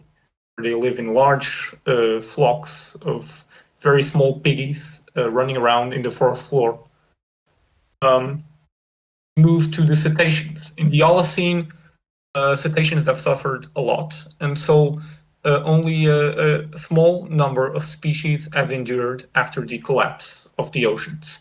And a few of them include the pygmy sperm whales, which derived mostly as toothless squid squid eaters, which live in the deep and in the open oceans, eating several of these squids, as I said. The much more diverse are the dolphins, which retain teeth, and as a result have a much more varied dietary scope. The Indian comb-toothed dolphin has thin teeth, mostly to eat small animals, but there's also much more gigantic predators, like the royal leopard whale, which is a much more raptorial, orca-like animal. We also have the ruminants. Ruminants are much more diverse. They are spread all across Earth. As a result, also because humans have introduced animals like goats across the globe. And goats are indeed one of the most important ruminants in the world. They have diversified into several different species, ranging from very small deer-like animals to large cow-like creatures. Here I only show you the New Zealand goats, which are the only ones I've developed, including the brown-backed Koatanui. Shout out to Screen Samurai for creating this concept that I since illustrated. And there are also animals like the slender Zealandian goat, the giant dome-head with a Pachycephalosaurus-like skull to ram against other animals of the same species. There are also the chevrotains, which exist around the areas of Asia and Australia. Now move to carnivorans, with the caniforms making an appearance with various small species of dogs. And there's also the desert carrion dog. Again, shout out to Specposium for making the artwork. And much more voracious predators like the great devouring dog. There's also one of the last surviving pinnipeds. The long-necked seal is a descendant of the California sea lion.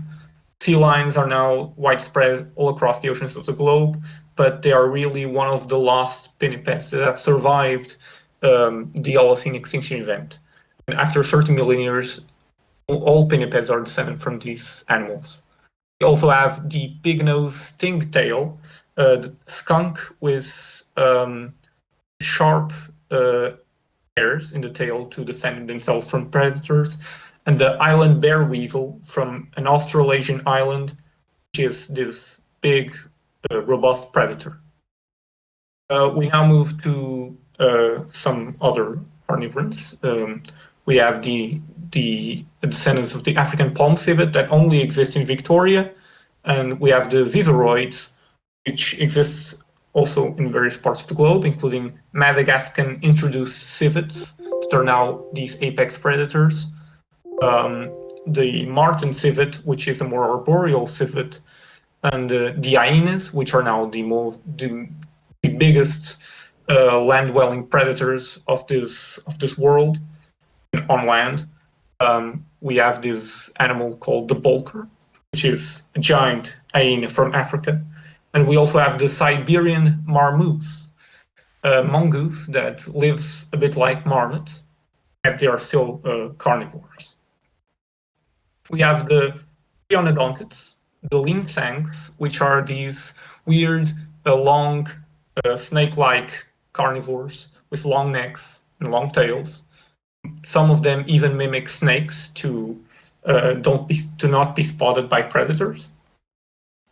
The cats are also very diverse, with animals like cheetahs and even foxes and lions being analogs, descendants of domestic cats, and they're also widespread across the globe in different regions as they have been introduced. We now move to reptiles. I'm starting to see that I have little time now. Just a small snippet of the lizards that exist. There are a few that may be of mention. For example, we have this orange-bellied plain lizard, which is this Charovipteryx-like Olaspis lizard. from Victoria, which spreads its legs to glide, and also its flat body. And we also have some others like monitor lizards, this leaf helmeted lizard, and we also have the turtles, several different turtles, some descendant from the northern mac turtle, which have been introduced into Eurasia and Africa. Some others, for example, the helmet head turtle, which has a Diplocolus-like head, and also 3 pairs of large spikes around the shell. And the Berliner turtle, which has a wide opening to coil its enormous long neck, which makes it look like a sandwich. We also have the crocodilians, with several different types of crocodilians. Some, like the Moreira's forest caiman, have adapted to live on land, small normal lizards in the forest floor. We also have the paleognaths. For example, we have the skyhead, a giant 4-meter tall ostrich. We now move on to gallo-antherians and mirandornices.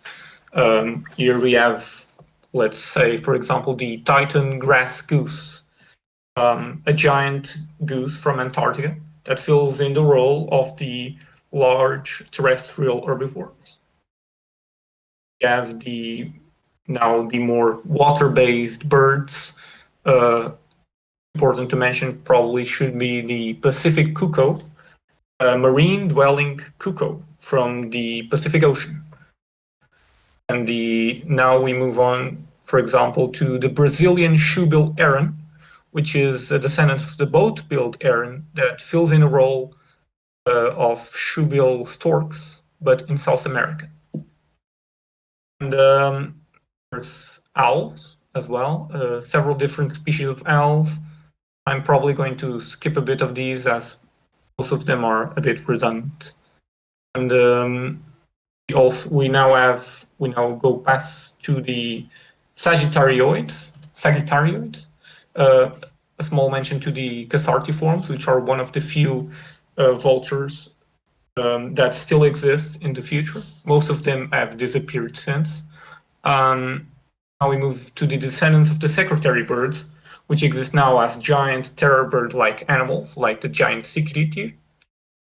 The cheetah bird, which is a fast but still flying bird, here arced by the exospectral, and some smaller, more ground-based but still flying secretary bird descendants that are more foragers or necrophagous. We here have the other types of birds of prey, such as descendants of mostly eagles and ospreys and auks, spread all across the globe, so you can see the diversity here. We here have the descendants of the mouse birds. They don't change that much. Then we have this variety of different species of birds. Mentioning probably should be the 3-beaked hornbill, which has a crest that mimics as if it had 2 more additional upper beaks. And move on to the falcons and the Seriemas, also very widespread and very diverse. And the parrots, you have, for example, to mention the inconspicuous flower parrot, which is a nectarivorous parrot from Australasia. And we now move to the passeriforms, not to spend much more time here because of the time that I have. There are several different species of passeriforms. We have the dull lyrebird, a descendant of the lyrebird, and some bowerbirds as well. We have as well the mellifagots, which have diversified into several nectarivorous species, and also some crow-like animals as well, as corvids have suffered a bit from the following millions of years. We also have a few other species of passeriforms, and also some others, like the large orchid-faced plowbird, with two large caruncles around its head. We have the descendants of the Viraonids, diversified as well in various different species across the globe. Of special mention could be the Moreira bird, a bird of North Africa that makes nests out of spider webs. And finally, we finish off with the animals like the corvoids. We have here the American grey romp crow, which is actually a descendant of the Australian magpie that lives now in North America, replacing actual crows. And we also have the kiwi starling, which is a starling that acts like a kiwi that lives now in Antarctica. And here are some environmental showcases that I did, some artwork on the topic. There is a showcase of the environment in North Africa. There's the slender Zealandian goat of New Zealand. And here is the small crude artwork of the environment in Southeast Asia, showing here a linsang attacking a bulbul. And that's pretty much it. I probably wasted most of my time, so I don't know if there is time for more questions to be asked. You have 3 minutes for answering questions. Yes, it probably was a little bit too much information for one presentation, but probably all of this information will be posted in DeviantArt if I feel like I want to, and if you really want. Okay, where are the pigeons? The pigeons are okay and are very diverse, but I didn't put any species here. There's probably a dodo randomly in some Pacific island.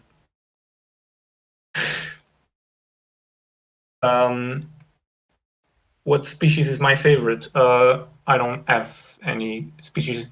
Probably the one that I like the most is probably the secretary birds. The cheetah bird is a personal liking of mine.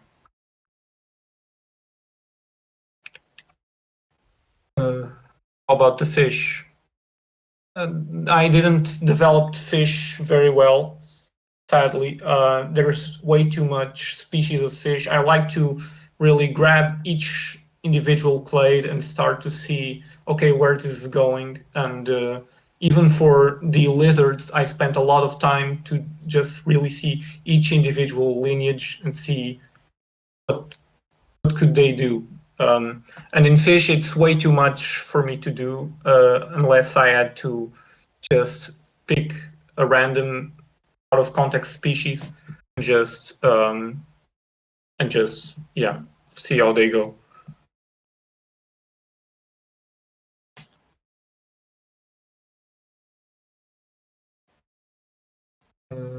Is there a system behind the naming of the different eras? Do they have meanings? For some, yes. The Holocene, if I recall correctly, Keonus, I think it has some meaning to snow, because that period in specific is more glacial heavy. So that's pretty much it.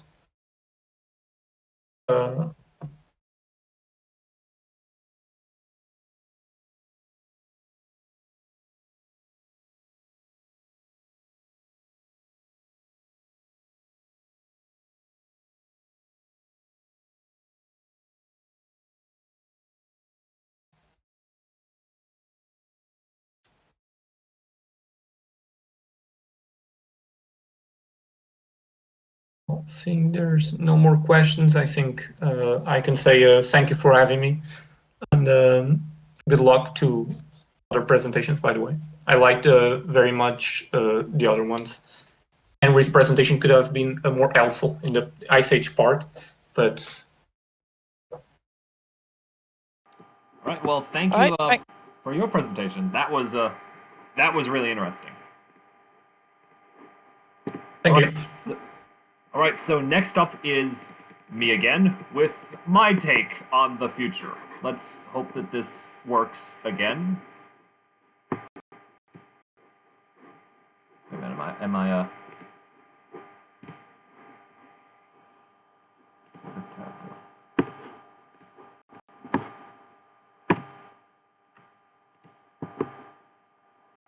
All right, guys, is this working?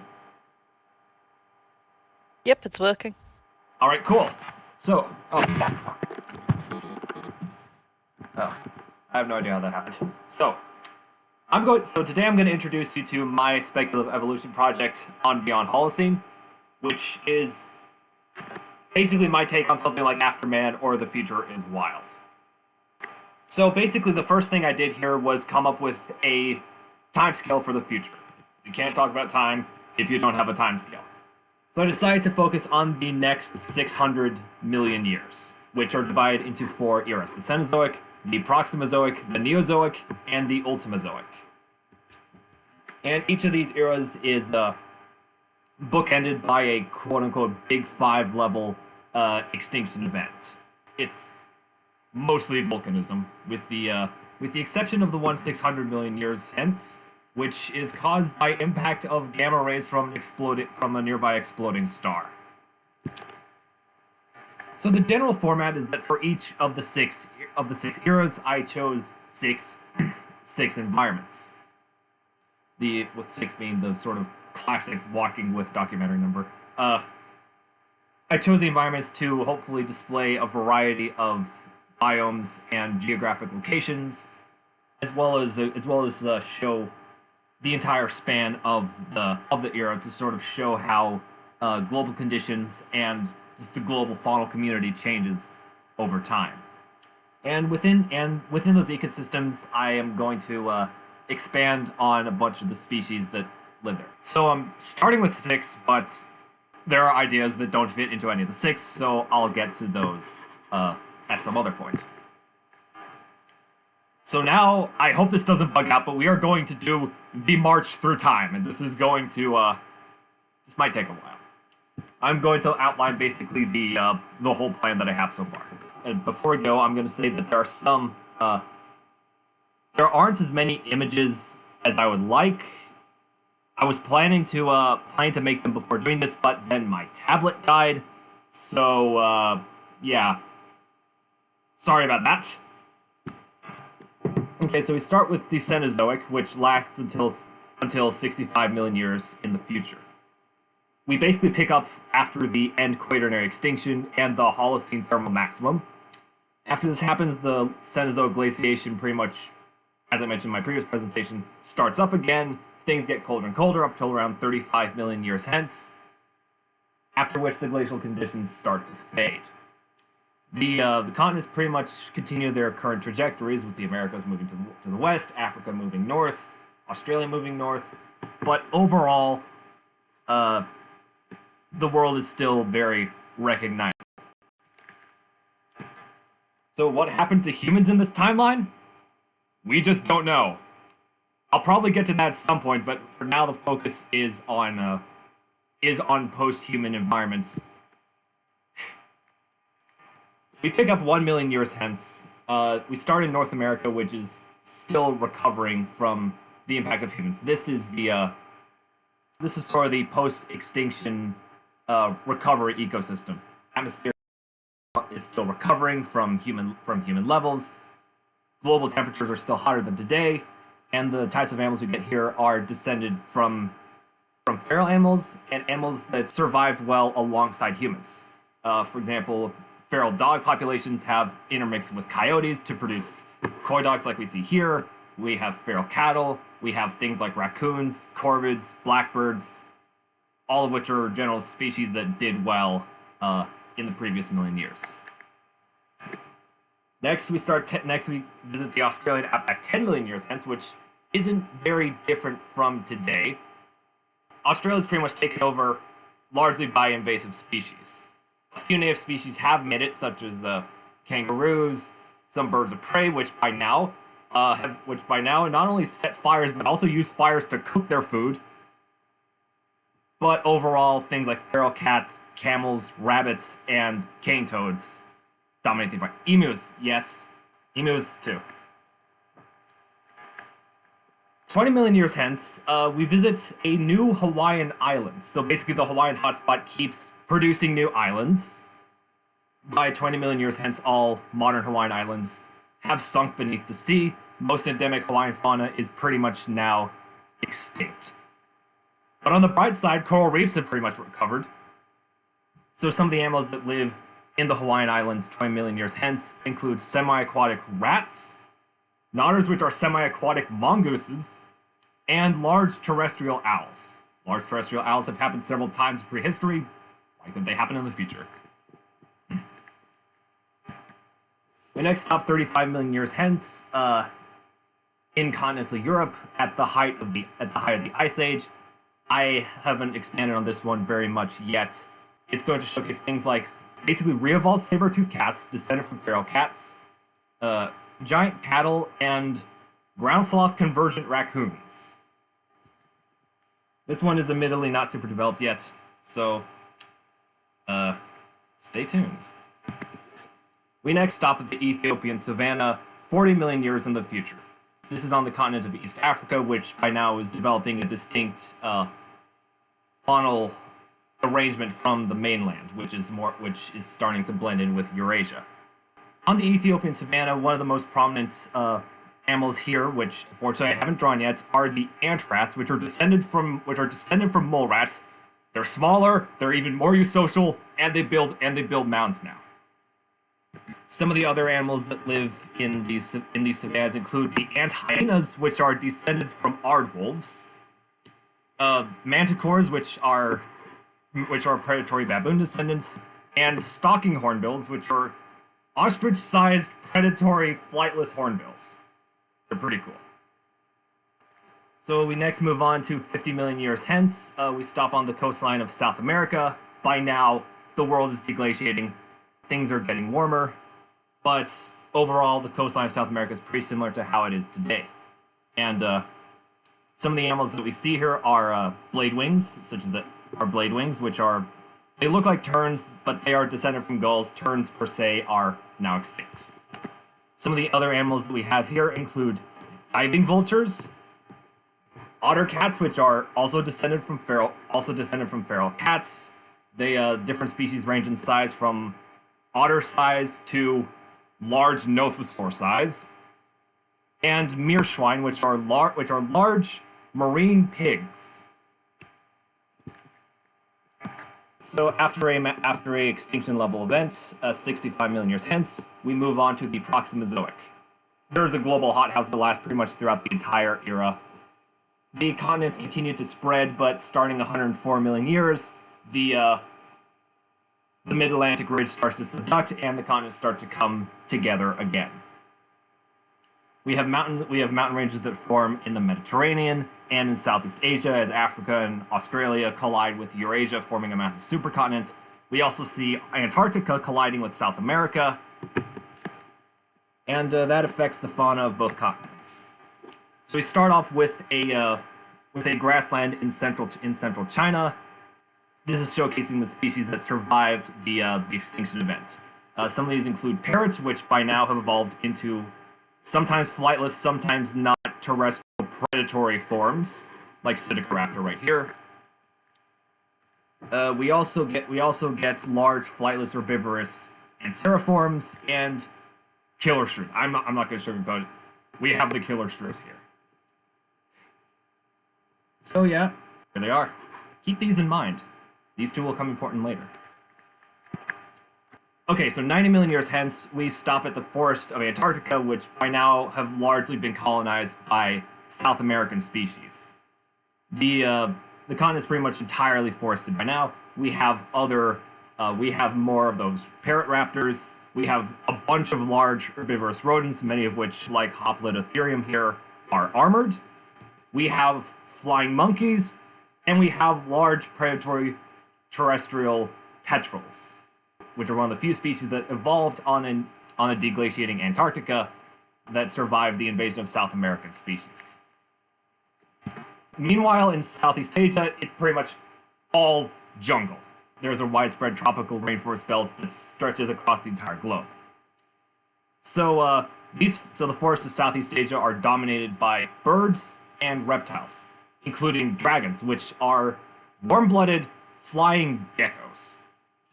They range from very small ones, like the blue-winged mo'o, which is an insect eater, to larger dragons that have about 2-meter wingspans.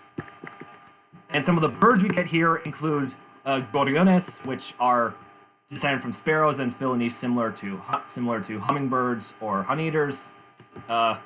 Gangstars, which are falcon-sized pack-hunting starlings, and more of those large terrestrial flightless anseriforms. Next, 135 million years hence, we stop by the Mediterranean mountains, which we see more species of dragons, such as mountain dragons, which can have wingspans up to 5 meters. They fill a niche roughly similar to golden eagles. We have jackalopes, which are large herbivorous rabbits, basically this timeline's equivalent of rabucks, and shovelheads, which unfortunately I wasn't able to fit them into the slide, but they are descended from dormice. They have large incisors, which they use to scoop plants out of the ground, and they have armored heads. Our next stop is 175 million years hence, in the middle of the Pacific Ocean, which by this point is widening again.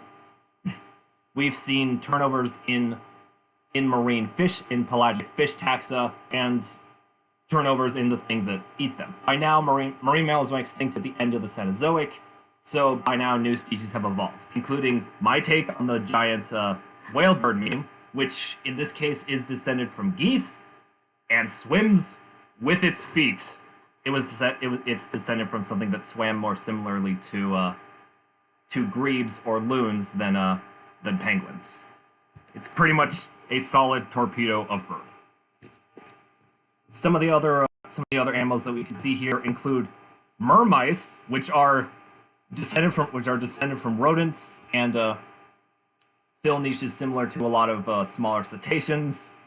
This one has incisors that project forwardly, similar to narwhal tusks.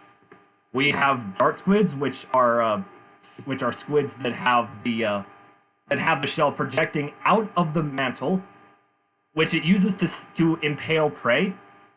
We have sea bats, which this one has a wingspan of about 6 meters. They are completely flighted. They never touch the ground in their lives. And we have giant marine crocodilians like this one, Irwin basileus. It is about the size of a large mosasaur. And the last Proximozoic environment is a forest in Siberia 200 million years hence. This is one of the last coniferous forests because conifers go extinct at the end of the Proximozoic. Some of the animals that we see here include the blood-sucking nail, which it looks like a bat. It is not a bat. By now, bats are extinct. This is a primate, and it lives like a vampire bat.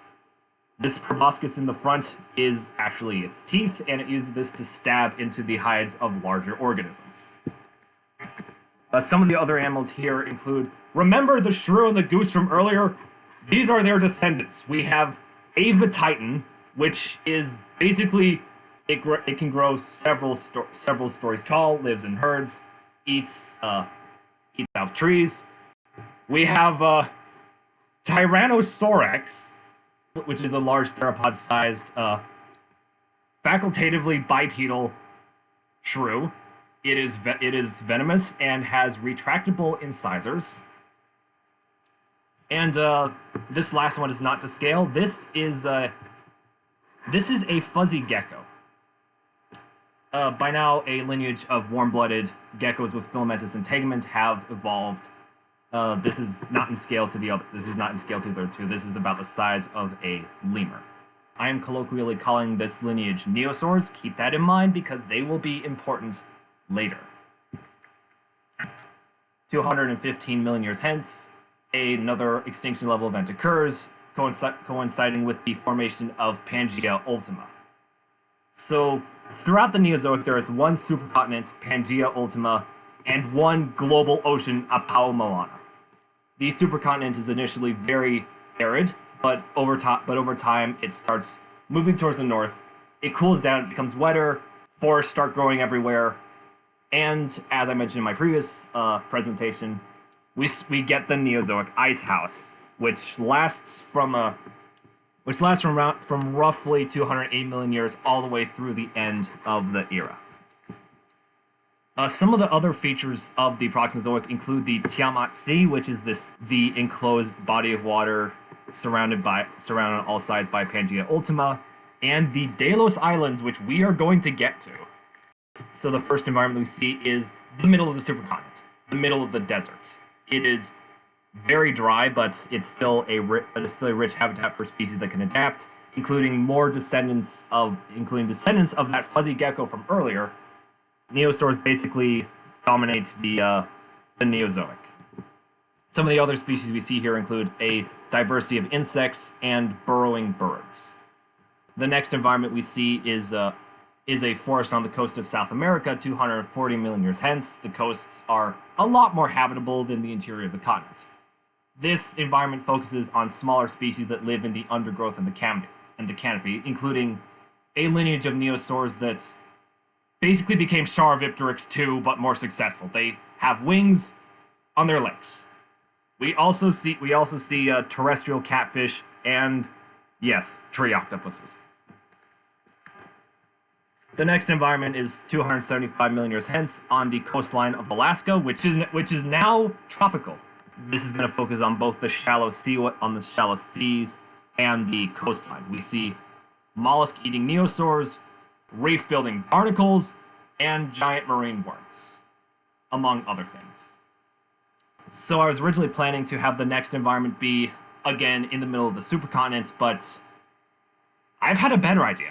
The Delos Islands. So by now the Southern Ocean has pretty much no land in it. It is prone to hypercanes, and we start seeing this new environment appear. Floating algal rafts. They can be multiple square miles of floating algae at the surface. These algae have rigid structures and large bladders and basically form the basis of floating reefs. You see other sedentary animals encrusting themselves on the algae. There is a species of squid that tends to these algae and in turn eats things that live among it. We see a great diversity of species here. 320 million years hence, we stop at the Tiamat Sea, which is now a large brackish body of water. There are coastal mangrove swamps that ring the sea. We see some of the species here include marine reptiles. If you've noticed the plesiosaur squid that I posted in the Future Evolution channel, that lives here. And we also start seeing quote unquote giant nematodes. By giant, I mean they're like up to 1 meter long. And the last environment that we stop by is 365 million years hence, at the edge of the large ice cap on Pangea Ultima. This boreal forest at one point was the Sahara Desert. The trees are pretty much all angiosperms. I will admit this part is still very tentatively planned, but some of the species that I intend to include here are large herbivorous neosaurs, giant centipedes, and more tree octopuses. And then we have the Ultimazoic, which lasts from 400 to 600 million years hence. By now, Pangea Ultima has broken up into two smaller supercontinents, Zephyr and Ouroboros. They are separated by the Nanshe Sea, which, like the Tiamat Sea, is also named after a Sumerian goddess. We have a brief cool period in the earlier half of the era. It's nowhere near as intense as the other ice ages. Over time, things just get hotter and hotter and hotter because the sun is expanding. And the expanding sun increases temperatures on the Earth, the land gets drier and more arid, and things start to die. So this part is all very tentatively planned and subject to change. The environments that we're going to see here for now include a forest on Ouroboreas 410 million years hence. These wind forests host a large diversity of arthropods, some of which basically there's this one species, the lumberjack ants, which cut down the trees and build giant wooden fortresses with them. We also stop at the edge of the non-shade sea 425 million years hence, focusing on shallow seas and algal reefs. We stop by the North Pole 460 million years hence, which is a forest that seasonally freezes over. We stop by scrubland on Zephyr 500 million years hence, which is pretty much entirely desert, save for a scrubby forest, for a scrubby plant alga forest. We stop by, and one of my favorite ecosystems of all, the fungal steppe, which by now we have fully photosynthetic fungi, which basically are like the fern equivalents of, they are to liken what ferns are to mosses, basically. And plains of this fungal steppe cover the continent of Ouroboreas. And the last environment we're going to focus on is 508 million years hence. By now, everything is basically either desert or fungus steppe. And, things are getting hotter. Things start to suck. Again, I haven't put a whole lot of thought into the Ultimazoic iota yet. I'm sort of building this up chronologically as I go. Some of the ideas I have now include large hymenopterans, partially terrestrial echinoderms, singing polychaete worms, trees that are actually symbionts between angiosperms and algae, and photosynthetic fungi. So after the Ultimazoic, we start seeing a lot of death. After the end Ultimazoic extinction, we see the necrotic eon, which basically sees the slow extinction of all eukarya, of all multicellular life. For a brief period of time, fungi become the dominant life form, but eventually, as Earth becomes hotter and hotter, the oceans begin to dry up, the carbon and oxygen cycles collapse, photosynthesis becomes impossible, plants go extinct, animals go extinct, eventually even the fungi go extinct. This is followed by the Athalassic eon, in which the oceans boil, plate tectonics grind to a halt, the magnetic field collapses, and the only things we have left are bacteria and archaea, extremophiles, that like this much hotter Earth. 2.8 billion years hence, life goes extinct, and we see the abiotic eon, which is pretty much several billion years of Earth sitting as a superheated bedrock next to the sun, and this pretty much continues all the way through to the Tartaran eon, which lasts until about 7.5 billion years hence, when the sun consumes the Earth. After the Earth is consumed, the sun reaches its maximum diameter, sheds its outer layers, and persists as a carbon-oxygen white dwarf.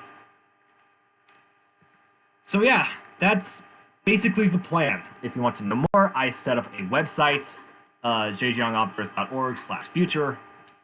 It goes into more detail about a bunch of the creatures featured, including some more that I wasn't able to show here. I'm going to sporadically update it with as I produce more art. And so, yeah. Thank you for listening to my disjointed ramblings. Do you have any questions?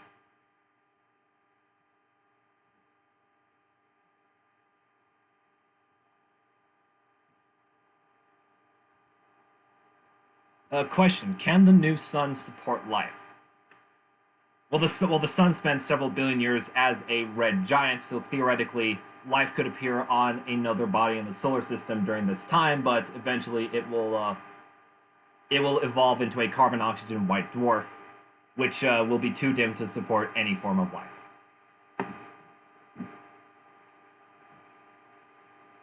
Zero out of 10, no Hyraxes. No Hyraxes yet. Question: what evolutionary pressures created bipedal rats? Okay, one, those are bipedal shrews, and two, they are facultatively bipedal, which is the response to their prey being those giant flightless anseriforms that are much taller than they are. How did you come up with all the names of the eras? Do they have any specific meanings? Well, Proximazoic, Neozoic, and Ultimazoic pretty much translate to next life, new life, and then last life. The periods of the Cenozoic follow the naming scheme of existing Cenozoic periods. After the Cenozoic, well, a lot of periods in the existing geologic timescale are named after the place that the rocks were first found in. This is not applicable for the future, so I want to keep the geographic naming scheme, but instead I arbitrarily chose counties of California as the basis of each of these names. What's the last form of vertebrate life on the planet before the total extinction?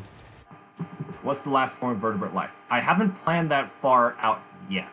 It depends on how vertebrate life persists into the early Ultimazoic and basically going from there. I'm trying to build this chronologically.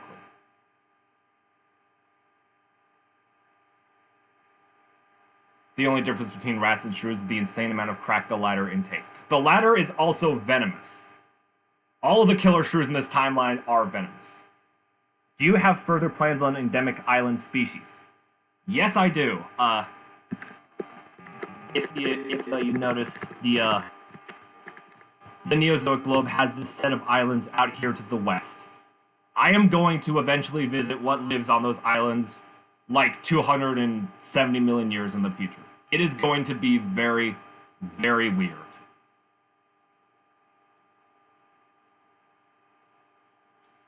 Will you also go more into the ecology of creatures and ecosystems? Yes, actually. I intend to put that on the website.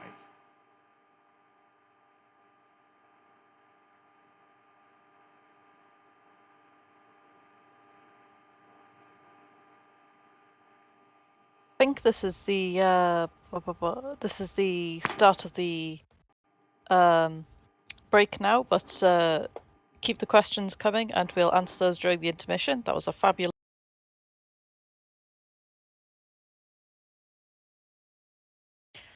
Alrighty, so I hope everybody enjoyed that quick break. We're now on to talks about speculative evolution on islands, starting with the Nordic Archipelago. So take it away.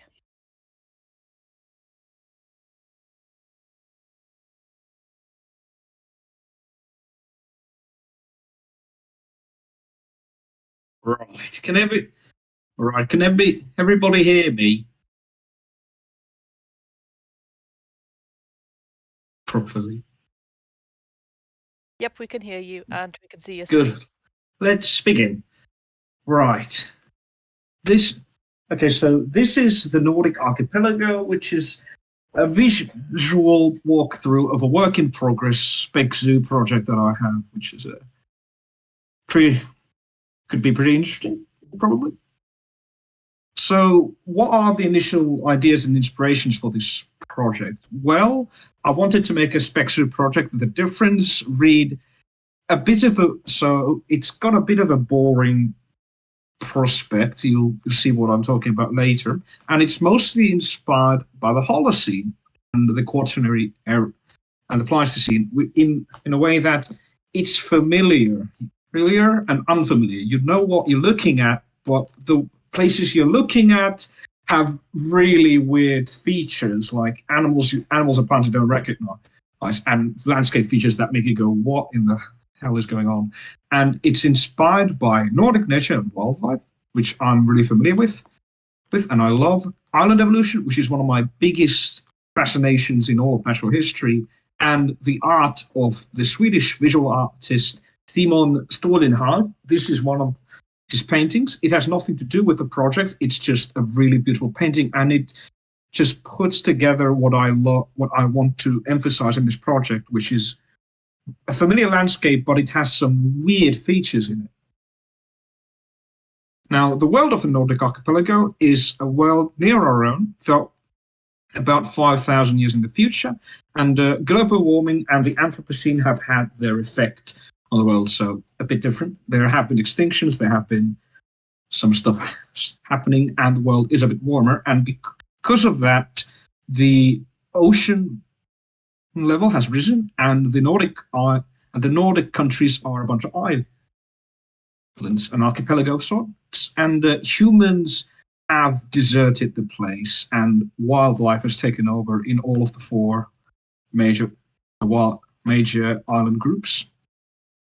And new forms are appearing in there, thanks to rapid island evolution, and which is perfect for biologists. Now, despite the short time span, evolution has happened, and it has had its effects. For example, in pigeons, we have in some areas we have wild type rock pigeons still living out in cleft areas, but a lot of urban places have feral relics of feral pigeons, which stand by in the crumbling ruins of civilization and cities and towns. We also have ground feeder, a subspecies of pigeon which live mainly in the grasslands of the Bridge Island group, and the migrator, the subspecies, which is a specific form evolved in the island group of Scandia, and it's basically evolved for long distance flight and flocking behavior. Now, here's a question. There are no humans in the islands living, but they are doing research in there. So who is observing them, all these animals? Well, let's just say I have a few ideas. Well, now let's begin with the Bridge Islands, which composes of southern Sweden, parts of the Swedish islands, and parts of Denmark. Now, one of the key environments here are the reason why it's called the Bridge Islands is because it's a bridge between the continent of Europe and the Nordic archipelago. So there's a lot of continental Europe invasives have taken residence there, like these ringneck parakeets alongside blackbirds, waxwings, tits, and feral relic pigeons, which are seen here roosting together in a tree. And one of the predominant habitats is also grassland, where we see he introduced steppe viscent. We see pheasants, which are invasive there, but invasive there. We see cranes, which are native. We see a new species, which is the white-eared stork. We see wolves, which have a bit of dog in them, and an invasive, which is the rhea from South America, which have been introduced to Germany and have then migrated via the Bridge Islands and have now made residence there. And there are also vast areas of cliffs and coastal areas which are prime seabed habitat, like, for example, eider ducks and sea eagles are resident there, along with guillemots, auk, and gulls, for example. Now we move to Fennia, which is big parts of Finland, and it's mostly forest, marsh, and lake, because it's Finland. There have to be lakes. And one of the areas here are the urban environments, which exist in most of the areas, but they are most prominent. In the Bridge Islands and southern parts of Fennia and Scandia. Which is what we see wild boar, which have adapted to the environment. We see the urban gulls, we see urban eagle owls, and urban thrushes, as well as these decorator crows. These are a type of crow that make elaborate structures out of twigs, vines, and tie together bits of feather, leaves, and garbage, and plastic to make these elaborate display structures from which they advertise to potential mates. We also have a forest habitat where we see bears, relics of forest reindeer populations, giant woodpeckers, lapwings, goshawks, and these giant forms of capercaillie, which are still flighted because it's a grouse, they have to be flighted. And also the lakes have really diverse wildlife, including deep dwellings, lake salmon, alligator or arapaima-shaped pikes. We have lake eels, shark-like shark niche-filling zanders. We have large catfish, which are one of the biggest animals in the lakes, as well as lake seals, which have barely hung on after the Holocene mass extinction. Now we move on to the island of Scandia, which is composed of the Scandic Mountains, mostly Norway, parts of northern Finland, parts of Sweden, and the Kola Peninsula of Russia. Now, in the southernmost parts of Scandia, there are big pockets of forest where 2 forms of derived subspecies have developed. We have a subspecies of almost complete of white moose, which have made residence there and are almost completely white. And we also have a population of pied raven, which are distinct from the black raven that live elsewhere in the archipelago. And these two only live in the pocket forests of southern Scandia. And this is what the Scandic Plateau looks like, with wolverines, reindeer, willow grouse, and other types of wildlife native to the Nordic tundra habitat. And we also have the coastline, in which we can, like here, we can see giant descendants of the greater blackback gull, which have become even more predatory than they used to be, and are probably among the most horrifying animals in the entirety of the archipelago. Along with and we also see ravens in the background over there, just normal colored ravens, and a dwarven roe deer, which is trying to escape these angry gulls, alongside cormorants, which are quickly evolving flightlessness to better suit their habitat and with the lack of predators. And finally, we have the inner Nordics, which are a bunch of islands in the very center. And these are marshlands and forests and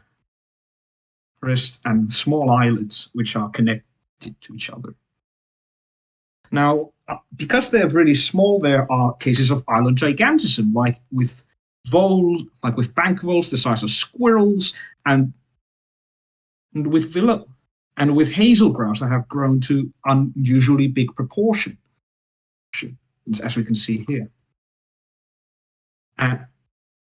And there are also wetlands rich with wildlife, including invasive emus, nearly flightless ducks and geese. We have herons, as well as a newcomer from the southern Europe, which is the Eurasian spoonbill, seen here in a small flock. Now, emus are widespread in these islands, and they actually swim from islet to islet in search of new pastures. And finally, here we have, and there are also abundant colonies of seabirds and grey seals in the islands, as well as moose, which also swim from island to island and even swim in the ocean and dive into the ocean floor in search of kelp and algae to feed on. And final thoughts. I have no idea where to head with this project. Probably going to plan something, and it's just a bit of fun. But right now, it's just a bit of fun to throw my creative brain out and have some fun. And yeah, that's pretty much it. And here we can see again amazing artworks by Simon Stuhlenhag. Nothing to do with this project, but it's just beautiful artworks. Right. Any questions?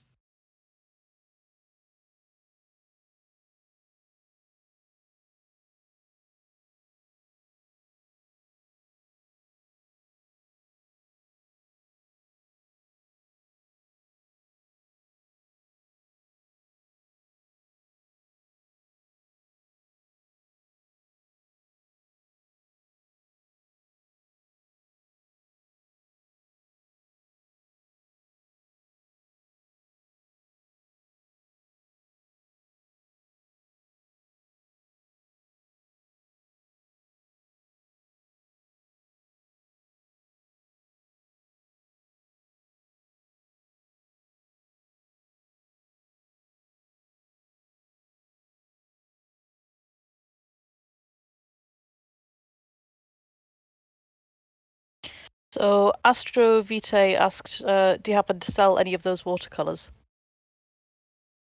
Good question. I'm not planning to sell those because I think they're terrible. Next question.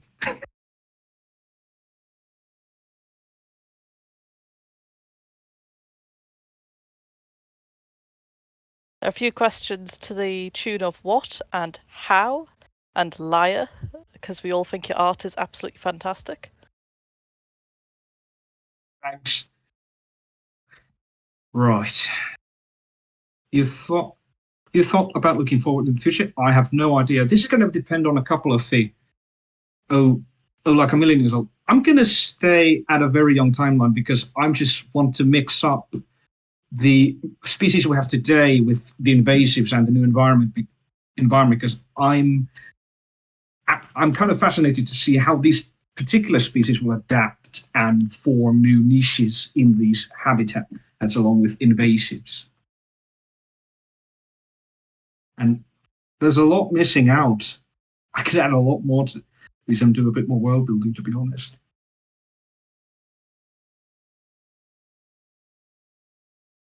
Are the decorator crows any more intelligent than normal crows, or are they just sort of expanding on crow collecting behaviors?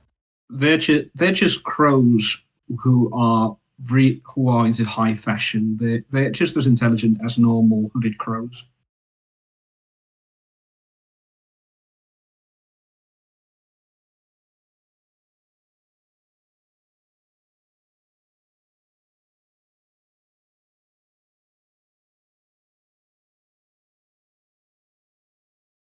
Are the moose that swim from island to island pretty similar to modern moose, or do they have some slight swimming adaptations?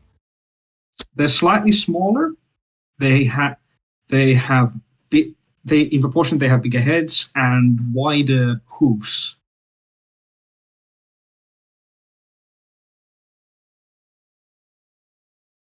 And their diet is more heavily based on the aquatic plants.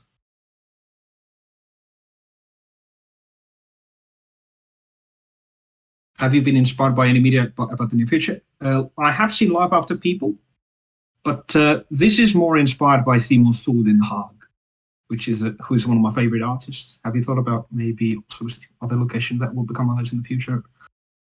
Also, how is the marine ecosystem around the marine ecosystem around the island is pretty similar to what we have today.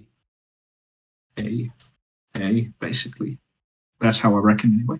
And other locations that will become islands. I could look at, I don't know. I could look at like maybe, I'm not sure, but I could look at like how other island environments have fared over the Holocene extinction event. Then again, I'm a big advocate for eradication programs of invasives, so probably not that different.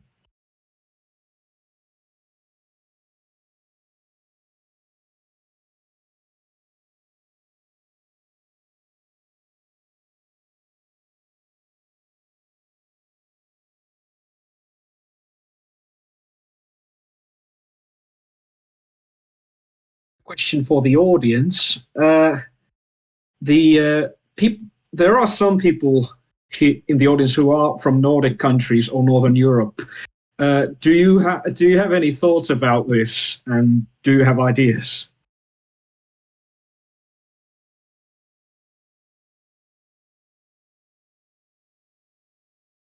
And please, if you are from Nordics or Northern Europe, please say where you're from.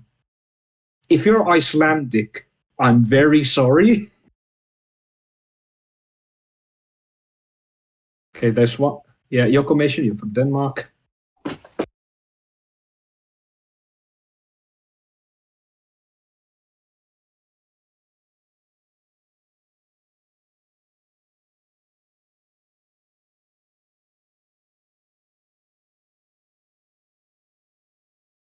What happened to Iceland? People just left. I think it's just people left Iceland, and The horses have gone feral, and there are still no trees. Iceland hasn't melted. There is no glaciers in Iceland, apart from the ones near the volcanoes. What happened to Denmark? Mostly underwater. I'm sorry, but it's low country. Thanks. Yeah, it's a lot more subtle than normal. Yeah. Yeah, Portugal is not a Nordic country, by the way.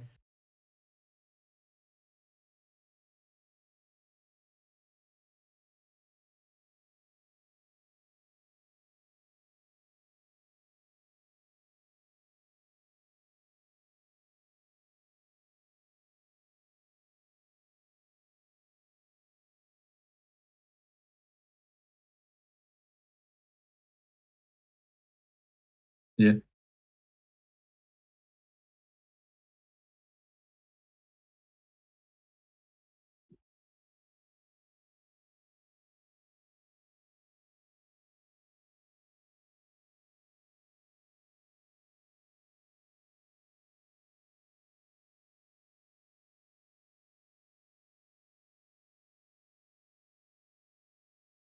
Stuff about wetlands. Any plans for working with the effects of radioactivity? I have no idea. Because I don't really know how radioactivity would function on ecosystems, because you see places like Chernobyl, and they're fine, mostly. What about orcs? They are there. They're slightly bigger, but they're just background animals in the artworks.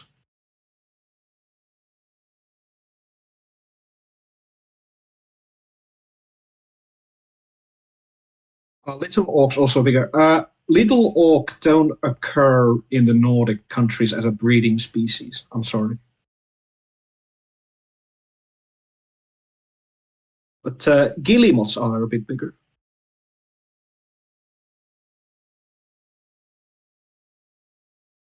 Right, I think that's at the end of the time now. So that was absolutely fabulous. So Thanks. if we all hop in a boat, we're going to move from the Nordic archipelago over to Lansdell Island, keeping of the island theme.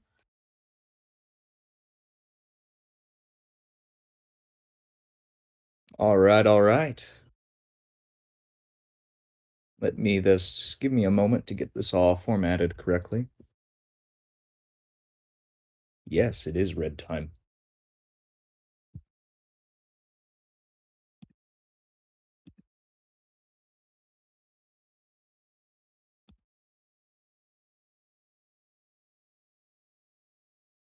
Okay, that is there. Whoops, let's drop that.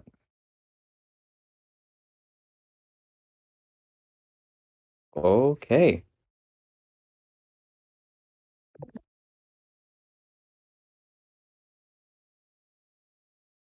And everything looks good? Working as it should? Yep, we can see and hear you. Excellent.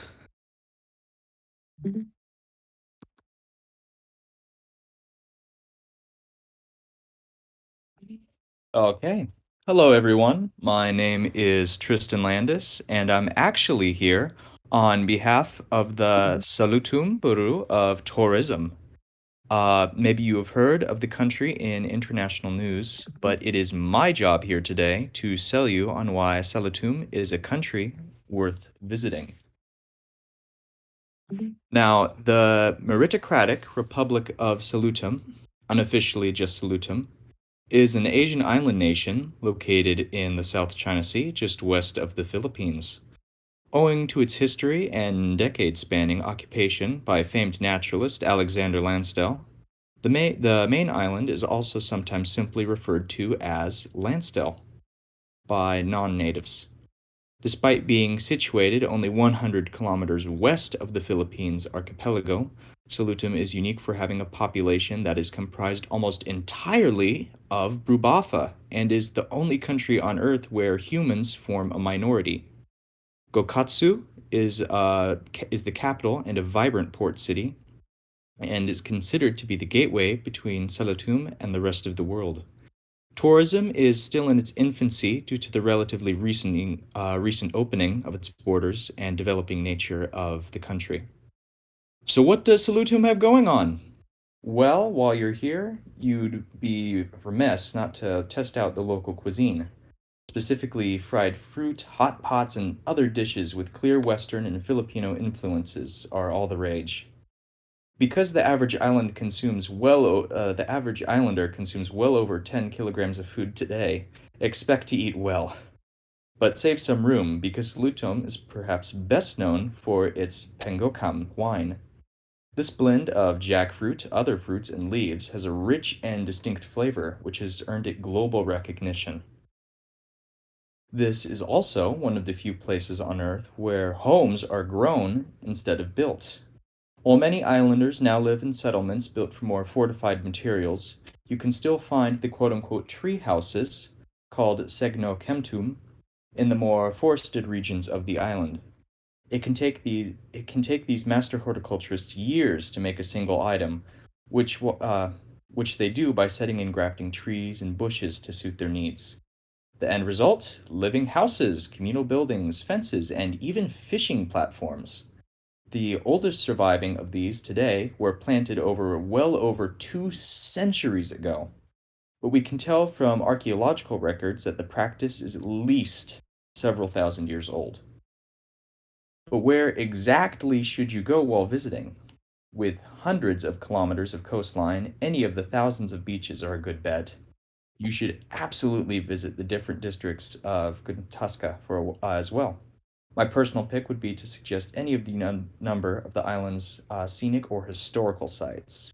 We've got such parks as Demon's Chasm National Park, sometimes referred to as simply as Demon's Hole, which is renowned for its ancient rock art and historical role as a place of trial for would-be kings. Other sites include the preserved home of Alexander Lansdell, the pristine cloud forests of Tom Lu Sufa Highlands, and the panoramic views across Tom Lafolafa floodplains. Now, the island itself.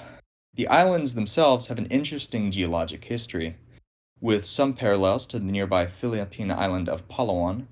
Around the end of the Oligocene, when seafloor spreading began and opened up the basin that would become the South China Sea, much of the island was underwater. That is, except for a landmass in the northwestern area known as Remnant Island. Remnant Island appears to have acted as a biogeographical raft, picking up and incorporating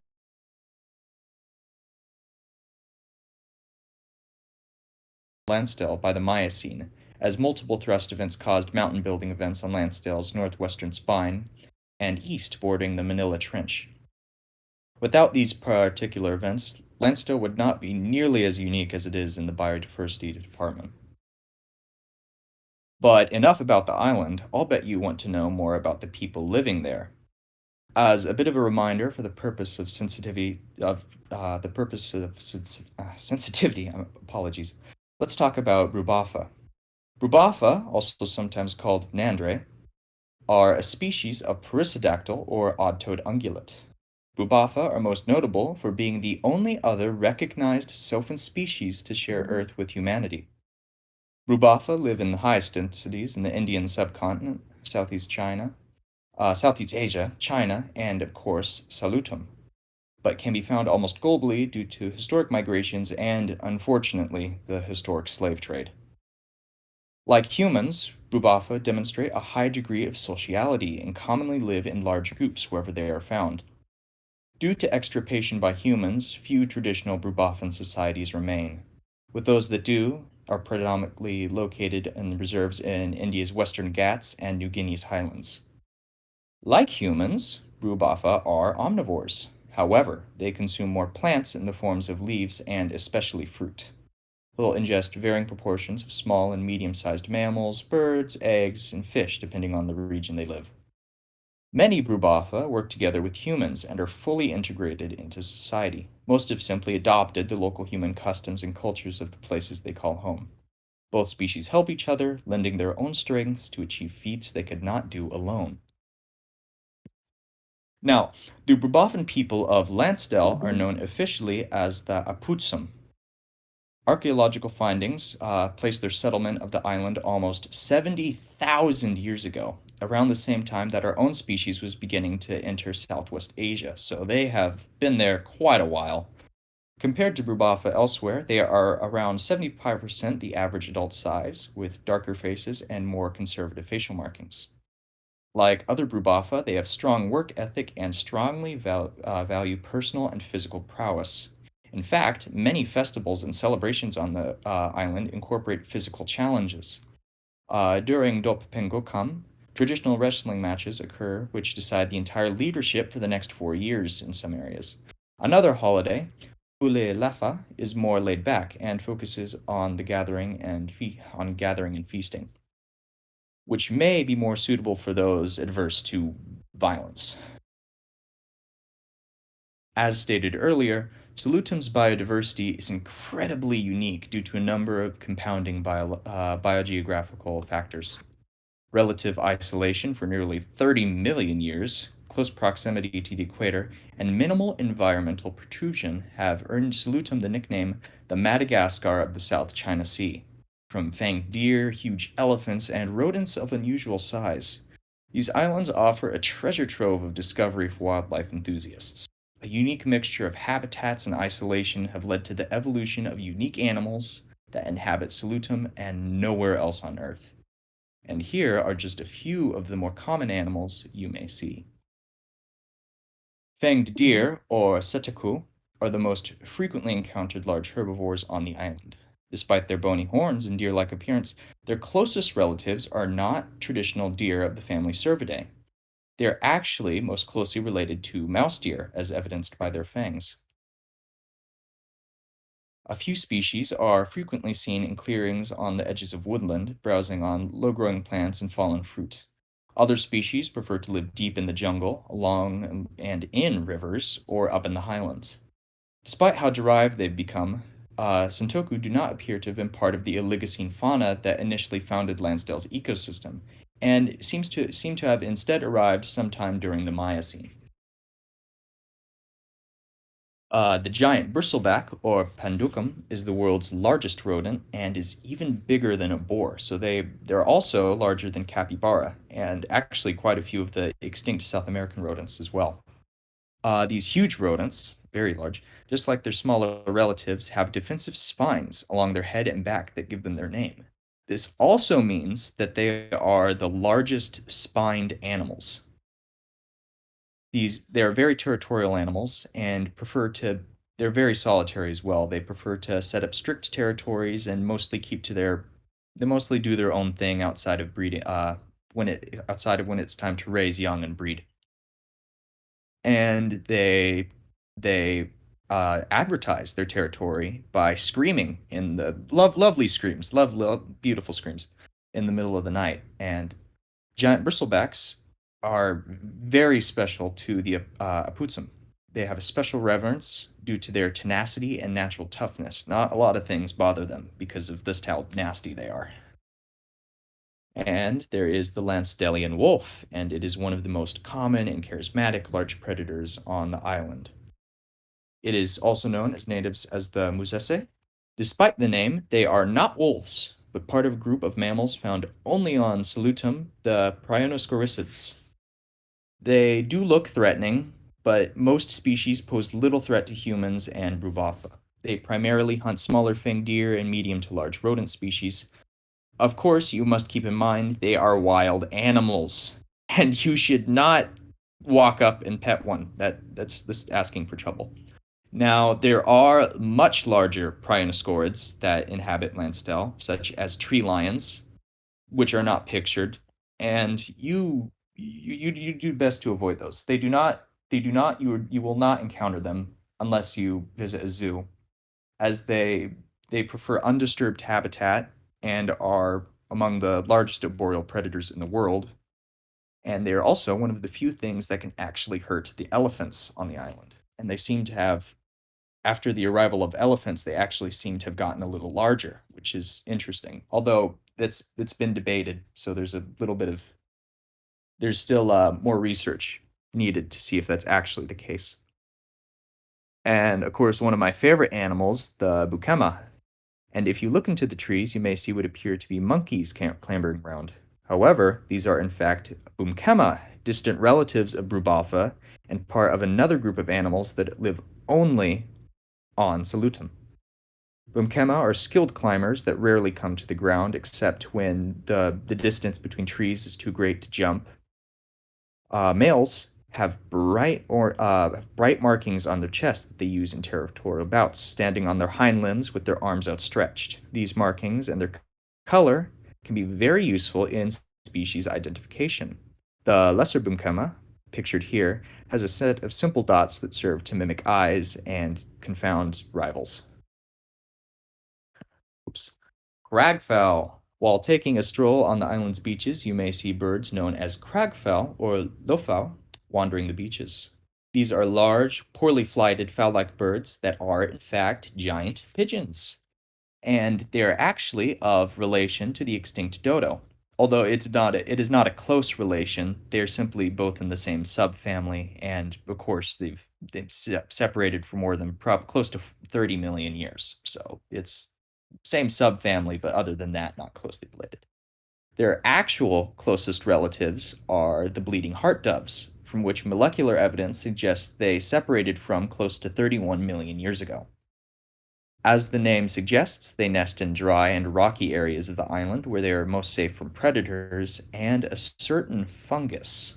When not breeding, they spend their time in forests foraging for fruit, seeds, insects, and small vertebrates, which would actually make them, of course, they are not carnivores, but they are omnivores, and this would make them one of the very few omnivorous columbids. Aputsum, due to they're usually quite tame animals. They tame down very well. So aputsum often keep them in captivity and are a key part of island cuisine.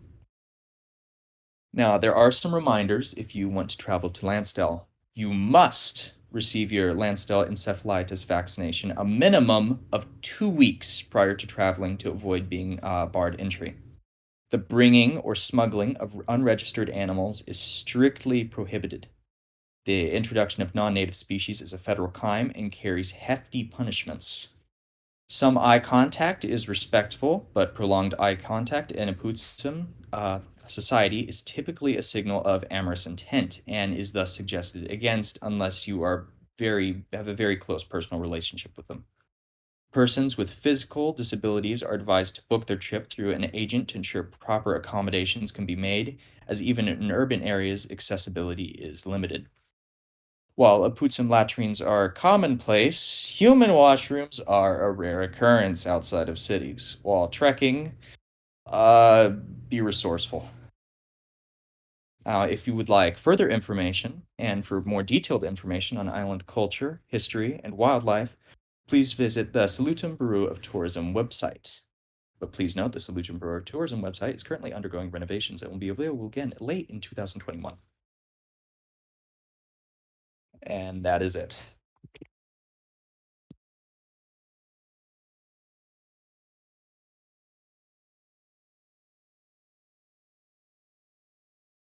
And I would love to give a huge thanks to Sale and Trilo. 2 of my other team members are here. I could not have done this without you. It is fantastic.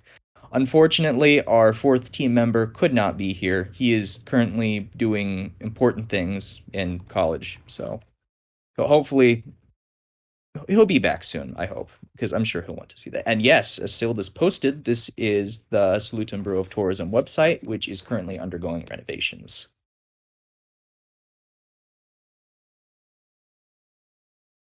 Ask a question. Oh, yes, go ahead. Yeah. How How are the island authorities handling invasive species, and what types of invasive species are there on the island at the moment? It's actually, this gets into history a little bit. There on Lansdell, on Salutum, there are actually very, very few species that are considered invasive, due in part because the island really only opened its borders to trade in the 80s, in the 1980s. So, of course, there are rats, but there are also native ratus species. So their impact is negative, but still very minimal. There are no pigs, goats, dogs. Feral dogs are not very common because they're actually eaten by Prinoscords. Prinoscords do not like dogs at all. So, almost paradoxically, for an island, the ecosystem is very robust and doing to never being colonized by humans, unusually intact. Thank the heavens for that. Yes, I did not mention the bats. And bats are actually a very important part of the island fauna. In fact, I will not elaborate much, but in some ecological aspects on the island, they are actually outnumber and more important than birds due to very special conditions in the middle part of the island's history. And it will be a pleasure to talk about that in the future, but I cannot right now. Let me just I joined a bit late, but I heard reference of like another Sophon race other than humans. Yes, those are the Brubafa. I can go back to the slide real quick. Yes, Brubafa. Where'd it go? What the heck? Okay, they're there. So Brubafa, they are sophont calicotheroids. They are not calicotheres proper, but they are closely related. They form a sister group to them. And the That's ancestors. amazing. Yeah, it's it's such a funny story about these guys. I don't have time to go over it right now, but I'll have to talk about it someday. But okay, let me go through the chat, look for any further funny questions. Question, you specified I can't bring animals, but can I bring an animal out? Can I steal the funny pigeon? You can. That's actually a good question, because cragfowl should technically be listed as a food species, which means I think it would be heavily situational. But I think some species you could actually bring with you if you had the right paperwork done. Question, how did you proceed with the selection of native creatures in this island? That is also a good question. What I did is this actually started out as a normal island project, like a little fun thought experiment, like haha, oh, what if bats got to an island before birds? Super original, haha. But then Sale suggested that I incorporate it into the Brubafa project, which had been mostly sidelined by this point. So it's no longer about bats. And I'm sorry, I diverged from your question. We actually did have a few scrapped species, such as the goblins. I will miss. Well, the goblins still kind of exist, but not in there. They have so heavily redesigned that they might as well not. Goblins? Yeah, goblins. I have another question. After the trade borders and stuff were open, do Brubafa entertain tourism to other countries and stuff? Like, would Brubafa like take flights, etc., to other countries? Oh, of course. Now, something to note is that Brubafa psychology is a bit different is actually very different from human psychology. Humans, in general, of course, there are individuals and there is some overlap, but humans in general are more adventurous, more liberal. They like experiencing new things more. Brubafa, by comparison, are a little bit neophobic. They don't like new things as much, but there are some adventurous individuals. There are fewer Brubafan scholars, but they do exist. So I'm sure there are quite a few that enjoy traveling, but probably just as many do not. They prefer to stick to one place most of their lives, maybe travel a little by car. But the adventurous sorts do exist, but they are not as widespread as, say, human tourists. But they do exist. How did the Brubaffa first react to human contact? Well, I did actually write a short story about it a while ago. It's somewhere on my Twitter account. I can post it. I can actually post it later. At the which virus? Egg blight egg blight isn't a virus. It's a fungus. Silly me. And answering Yellow Panda. Yes, they do speak. Some words are a bit hard for them to pronounce, but they can manage for the most part. They have a very deep, gravelly voice, but they can also go comedically high. It is very funny. Like, you know how tapirs can whistle, and it's like unusually high for an animal their size? They can do that. It's very funny. The virus. It is Lansdellian encephalitis is a wonderful, wonderful disease. It is actually one of the things that prevented humans from colonizing the island for most of it, despite there being multiple attempts that have all failed spectacularly. The Japanese all pretty much succeeded, but they were clapped out of existence. The Spanish tried and failed miserably. The Americans kind of tried, but they used more underhanded things and kind of got a foothold, but they don't really care about the island all that much. But Lansdellian encephalitis is funny because it attacks the nervous system. So if you say are stupid and do not get your vaccination and go to the island, you will not live very long if you eat the food there because the virus.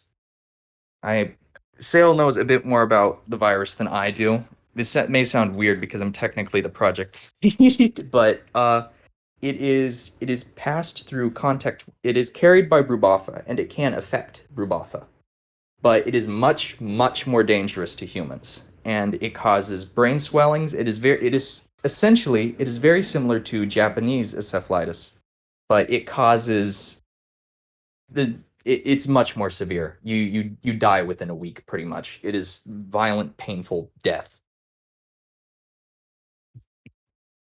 Are there any other questions that I have missed? I'm sorry if I'm missing questions. I tend to kind of ramble. That's kind of terrifying, not gonna lie. It is rather terrifying. Imagine coming up on a pristine island, or you get shipwrecked. Like, oh man, at least I'm alive.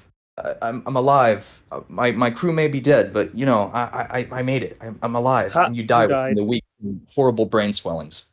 Also, you mentioned goblins. Do you have any other newer designs of them, or are they not available to the public yet? Not available to the public yet. I have done concept sketches. My own artwork is not great. And Trilo is actually our artist. And I will in the coming months, I will be posting them on the website once it is available again.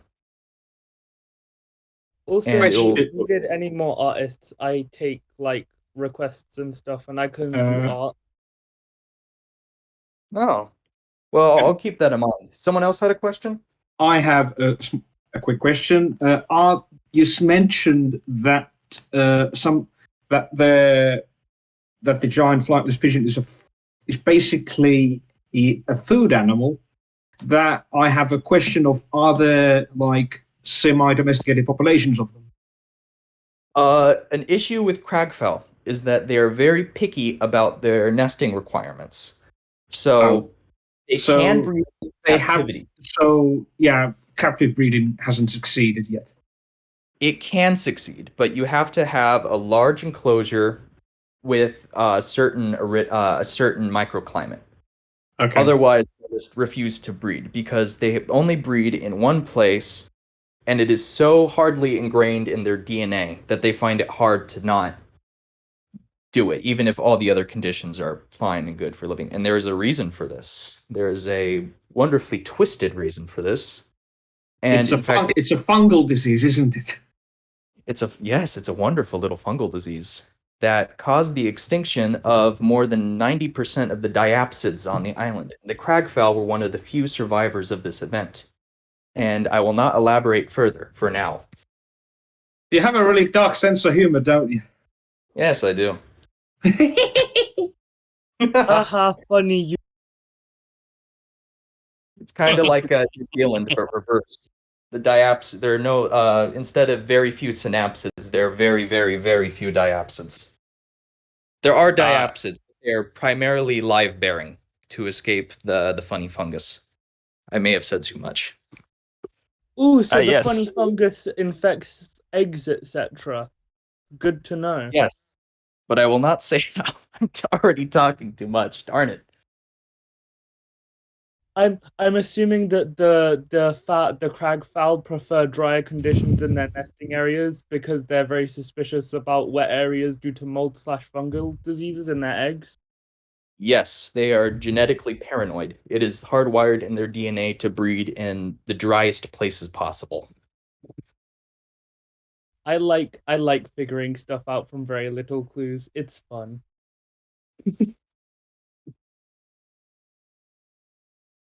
Yes, the planned future stuff. I can't really say anything about it now, but if everything goes as planned, this will be a multimedia project.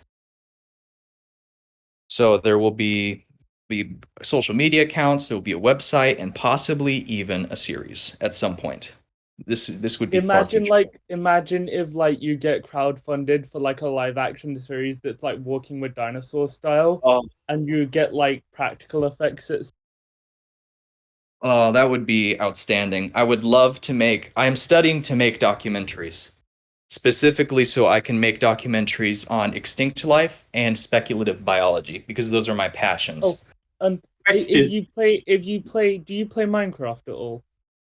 No, I think Minecraft is boring and stinky. I was gonna say, because I'm making a prehistoric fauna mod for Minecraft with some other people. Excuse me, Mr. Red. I have a question to ask you. I'm your biggest fan. Oh? Wow, that was... What about the elephants? The elephants are funny. The elephants have actually undergone a lot of revision. They were originally planned to be surviving stegodon because, of course, humans were never able to reach this island, so there have been no extinctions. But then a paper came out that showed that human effects on island ecosystems before the Holocene are greatly, greatly, greatly exaggerated. And a lot of these island faunal collapses started before humans even got there. And a lot of the stegodon species were already gone before humans got there. So the stegodon may have been present on the island at one point. They were smaller than the mainland species. They were maybe 12% smaller. Not smaller, but not by much. But they are gone, dead and gone. But there is an elephas on the island. It is most likely not going to be an endemic species, but it will be an endemic subspecies. They have been present on the island since the Middle Pleistocene, and would have arrived at roughly the same time as the Rubafa, if not slightly before. Yes, there they are. Sale posted the trinomial name. Another important question from the chat. What about interspecies romantic relationships? Oh, I have been dreading this. I have been dreading this since day one. I knew it was a matter of time before someone asked the question. Physically, it is possible. They obviously, one is a primate, one is a perissodactyl. Their viable offspring are impossible. In fact, fertilization at all is impossible. But as for romantic relationships themselves, they do exist. But they are shunned on by both species because that is weird and gross. Why would you want to date a weird, loud monkey? And why would you want to date a horse person? Like, why? When you have genetically compatible members of your own species, that is stupid. You're stupid. Would that be technically considered as bestiality, or because they're both sophonts, would it be a different thing? By definition, it is bestiality, but it is weird because although it is bestiality, it is morally acceptable bestiality because they're both on roughly the same level of intelligence and can actually consent. And it's an interesting subject, but it's one I've avoided talking about for obvious reasons. The rabbit hole deepens, my friend. Yeah, the rabbit hole deepens. Oh boy. I feel like This is getting weird. if I can see it being shunned in many societies, but I feel like this would be very different across the globe. Yes. Depending on where you are. This would probably be most common in India because there, Brubafa and humans have been living together and in multi-species societies for thousands of years, and they have fully integrated with each other. They're this kind of a humans in general form. Actually, it's interesting. There has in this project in recent times there has been like pushback on this, but in general, Brubafa tend to have more hands-on physical working jobs because, of course, they are physically strong. It's funny. Sale and I did some calculations at one point, and we actually discovered that if a Brubafa did a little bit of weight training, they could actually hold cannons and fire cannons. So they're very strong. Which begs the question: how does the Brubafa military looks like? It is very interesting because, as I mentioned, Brubafa are a very conservative species. They do not like expansion. They are very isolationist. They are essentially they're herd thinkers. They don't like expansion. So most of their military is very defensive. It is mostly defensive based. They don't really go out and raid. But human military, and Sale is posting, of course. Something else I should mention. Aputsum are not a different species of Nandra. They are not a subspecies. They are a land race. No, not a land race. Land race is domesticated. They're an ecomorph, a phenotype, basically. They are genetically divergent from the mainland, and they form a remnant of the population that used to inhabit Sundaland, but was exterminated by humanity. So they are the last remnant of that phenotype. Where was I? Oh yes, military. I'm sorry about that. So yes, humans do use Brubafa in military. They have seen less in in ancient times. They were very important because you have a smart horse that can, take a spear or two. But in more recent times, as military became more guerrilla-based, Brubafa fell out of fashion because although they are stronger and more physically imposing, they are also easier to hit with guns. And a Brubafa cannot hide in bushes, and yeah. So in modern times, humans are usually preferred for military. I remember when Hannibal crossed the Alps with his 20,000 Brubafas. Oh yeah, they were there. Elephants and Brubafa. Like, what would there would there be like guns made specifically for Brubafa? Yes, there are guns made specifically for Brubafa. There are also swords made, and there are weapons of almost every type made specifically for Brubafa. Because, as I mentioned, in ancient times, and even up until like before World War I, is really where we saw the death of Brubafa in military exploits. They were very important. They were very important for holding front lines, for this scaring the ever-loving shit out of your enemies. Because imagine if you're like a nation, because Brubafa are only found in Asia. They are forest specialists. They like living in jungles. So imagine being a European warlord, and you're fighting this little kingdom to the south, and you think this is going to be easy, yeah? And then all of a sudden, they bring out like 50 huge horse people that then rear up on their hind legs and roar at you and run at you with spears and swords. What are you going to do against that? So they were very important for both intimidation, for this prowess. But as I've said, they have kind of died out because they are easy targets. And of course they can take more bullets than a human can, but you know, if it's a big target, it doesn't really make that much of a difference. Suddenly, Alexander the Great stopping in India makes so much more sense. Yeah. when you got a multi-species society that can, and one of the species in that society can literally pick you up and snap your back like a paperclip, yeah, conquest is kind of hard at that point. Interesting. How long Buff had a this superhero. How long has this species been in contact with humans? Well, it depends. If you mean this by in how long the genus Barrhyhippus has been in contact with the genus Homo, since Homo entered India, basically. They encountered the archaic Brubaffa, Barrhyhippus primevus, and they ate the archaic Brubaffa. In culture, are there any like Brubaffa superheroes? Yes, in fact, it's funny. The in this timeline, the strongman archetype is usually the strong Brubaffa. So of course they're still like the muscle man stereotype, but it's mostly the Brubaffa. Imagine if Bane was a Brubaffa. Human Superman versus Brubaffa Superman. They're Hulk. What if? Ooh, sorry. But like, what if like Bane from Batman was like a Brubaffa? Oh God. He just picks up and throws Batman. Nightmare. Red, what is the taste? What do you mean, what is the taste? Everybody's been talking about this. What do they taste like? I don't know. I don't know. Probably like a mix of... They probably taste like taper, I imagine. I have no idea what taper tastes like.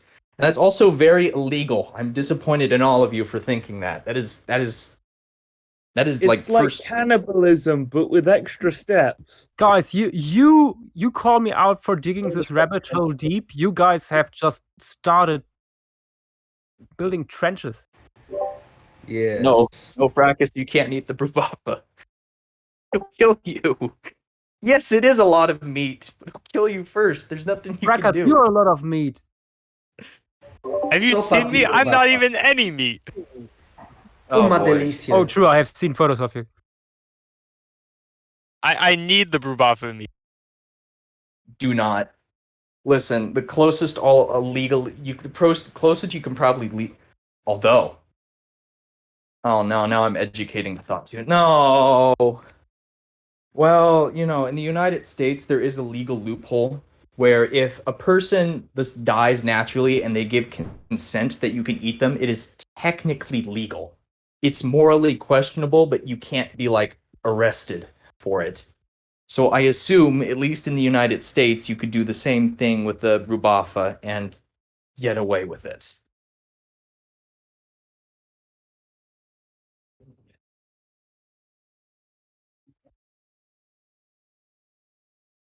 Are there any other questions that I've missed? Feel free to speak if I've somehow missed you. I'm very sorry.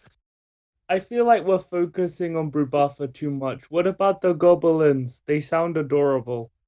The goblins. Imagine ape, but horse. And that is all I will say for now. And they were so infuriating to classify that Alexander Lansdell simply referred to them as the infernal beasts, and he gave them the scientific name of Paradoxotherium arctosaboides. And, you know, it's funny. Paradoxotherium is an unused scientific name. Like, it's very surprising. No mammal has the name Paradoxotherium. It's almost a paradox. Yeah, it's a paradox. It seems like a very obvious name to use, but apparently not. Yeah, no carnivorans ever reached land. Actually, there is a single carnivoran species. There is a species of vivarid. But throughout their history, the Prionoscoricids have thus proved to be too good at what they do for carnivorans to really get a permanent foothold on Salutum.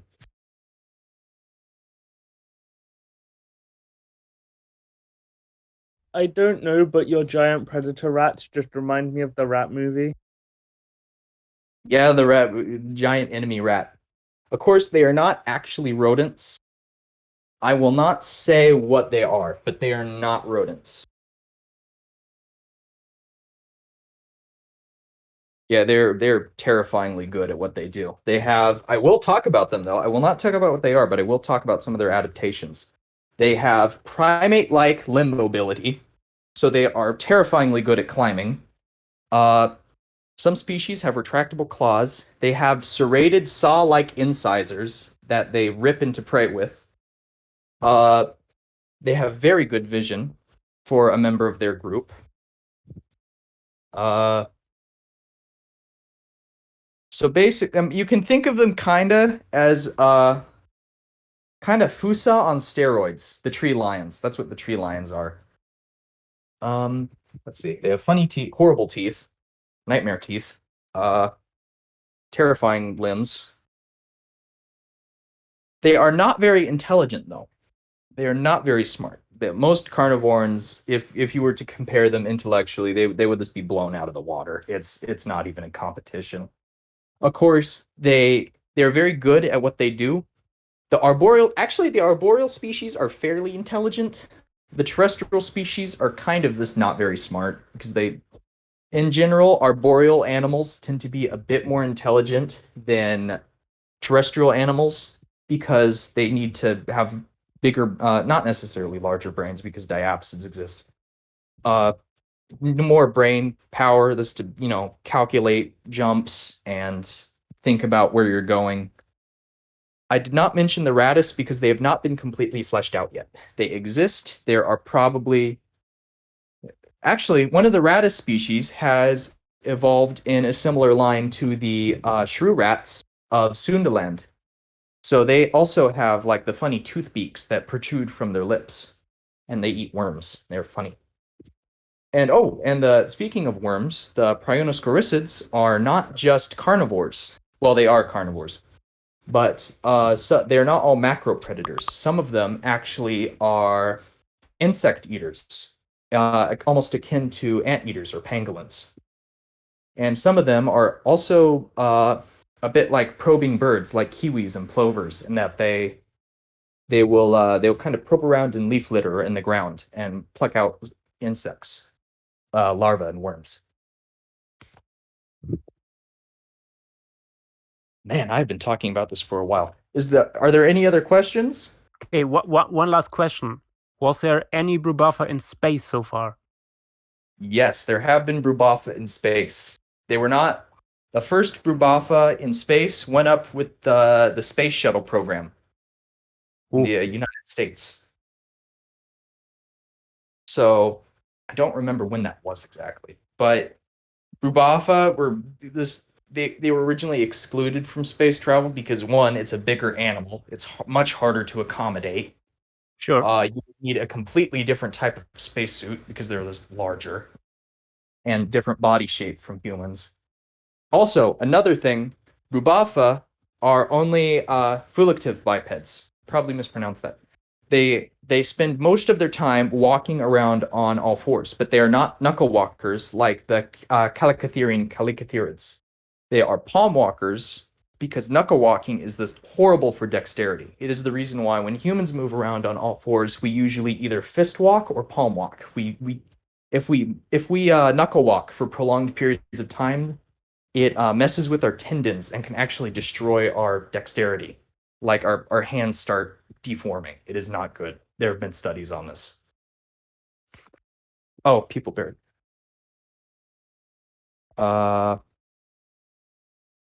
Yes, invertebrate fauna. There will be invertebrate fauna. I will mostly be focusing on the chordates of the island, but there are some notable invertebrates. There are some large cave spiders. Actually, no, large cave whip spiders. There are some very large centipedes. Not the largest in the world, but still fairly decently sized. There's an interesting amount of it's actually very interesting because Lansdell or Salutum was isolated in the middle of the South China Sea for quite a while. So not many, there have been a lot of opportunities for insects to fill niches not usually occupied by diapsids, because most of the diapsids kicked the bucket around 20 million years ago. So there are some of the insects on Lansdell are slightly larger, nothing huge or particularly notable, but they are more ecologically diverse than, say, the mainland in terms of some of the morphospaces they occupy. For instance, there are not necessarily pollinating species, because the hoverbats take care of that. There are, of course, there are pollinating insects. But yeah, insects will be talked about, but they are not well fleshed out right now. And they will be mostly taking a backseat, although eventually I will change that. Because something I love, but I don't feel confident I can do, because my background is mostly in mammalogy. I'm not a professional mammologist. I think mammals are neat. I like them. I like aves too. So that's why I brought some people on the team. Mr. Tylosaur, he knows a lot about diapsids and snakes and squamates specifically, and we've been using him to flesh out our squamate diversity. So in the future, I will probably have to bring a entomologist or someone who likes bugs, cool bug person, so I can give the arthropods the love they deserve. There are land crabs, but yeah, invertebrate diversity for now will be mostly left empty. They are planned in the future, but for now, it will mostly focus on tetrapods.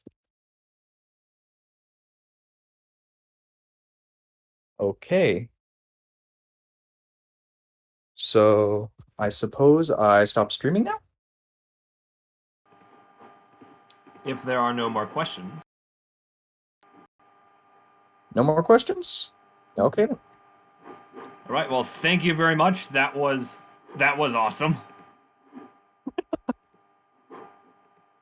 All right. So well, I'm happy to present here. This has been a wonderful event, and all of the presentations so far have been simply spectacular. I think I may be the only one who really liked the Ice Age presentation. It actually taught me a little bit, because I knew it had to do with Antarctic currents, but I didn't realize that those floating plants. I feel bad. I don't want to say their name because I'll know I must pronounce it. But yeah, it's been a great talk. I've loved this event and would love to see it happen again next year and so on. Thank you, and thank all of you guys for presenting and attending. I'd say this went very well. This pretty much confirms that we're going to do another one next year, because this one went great. So yeah, that concludes the Specposium. Thank you all.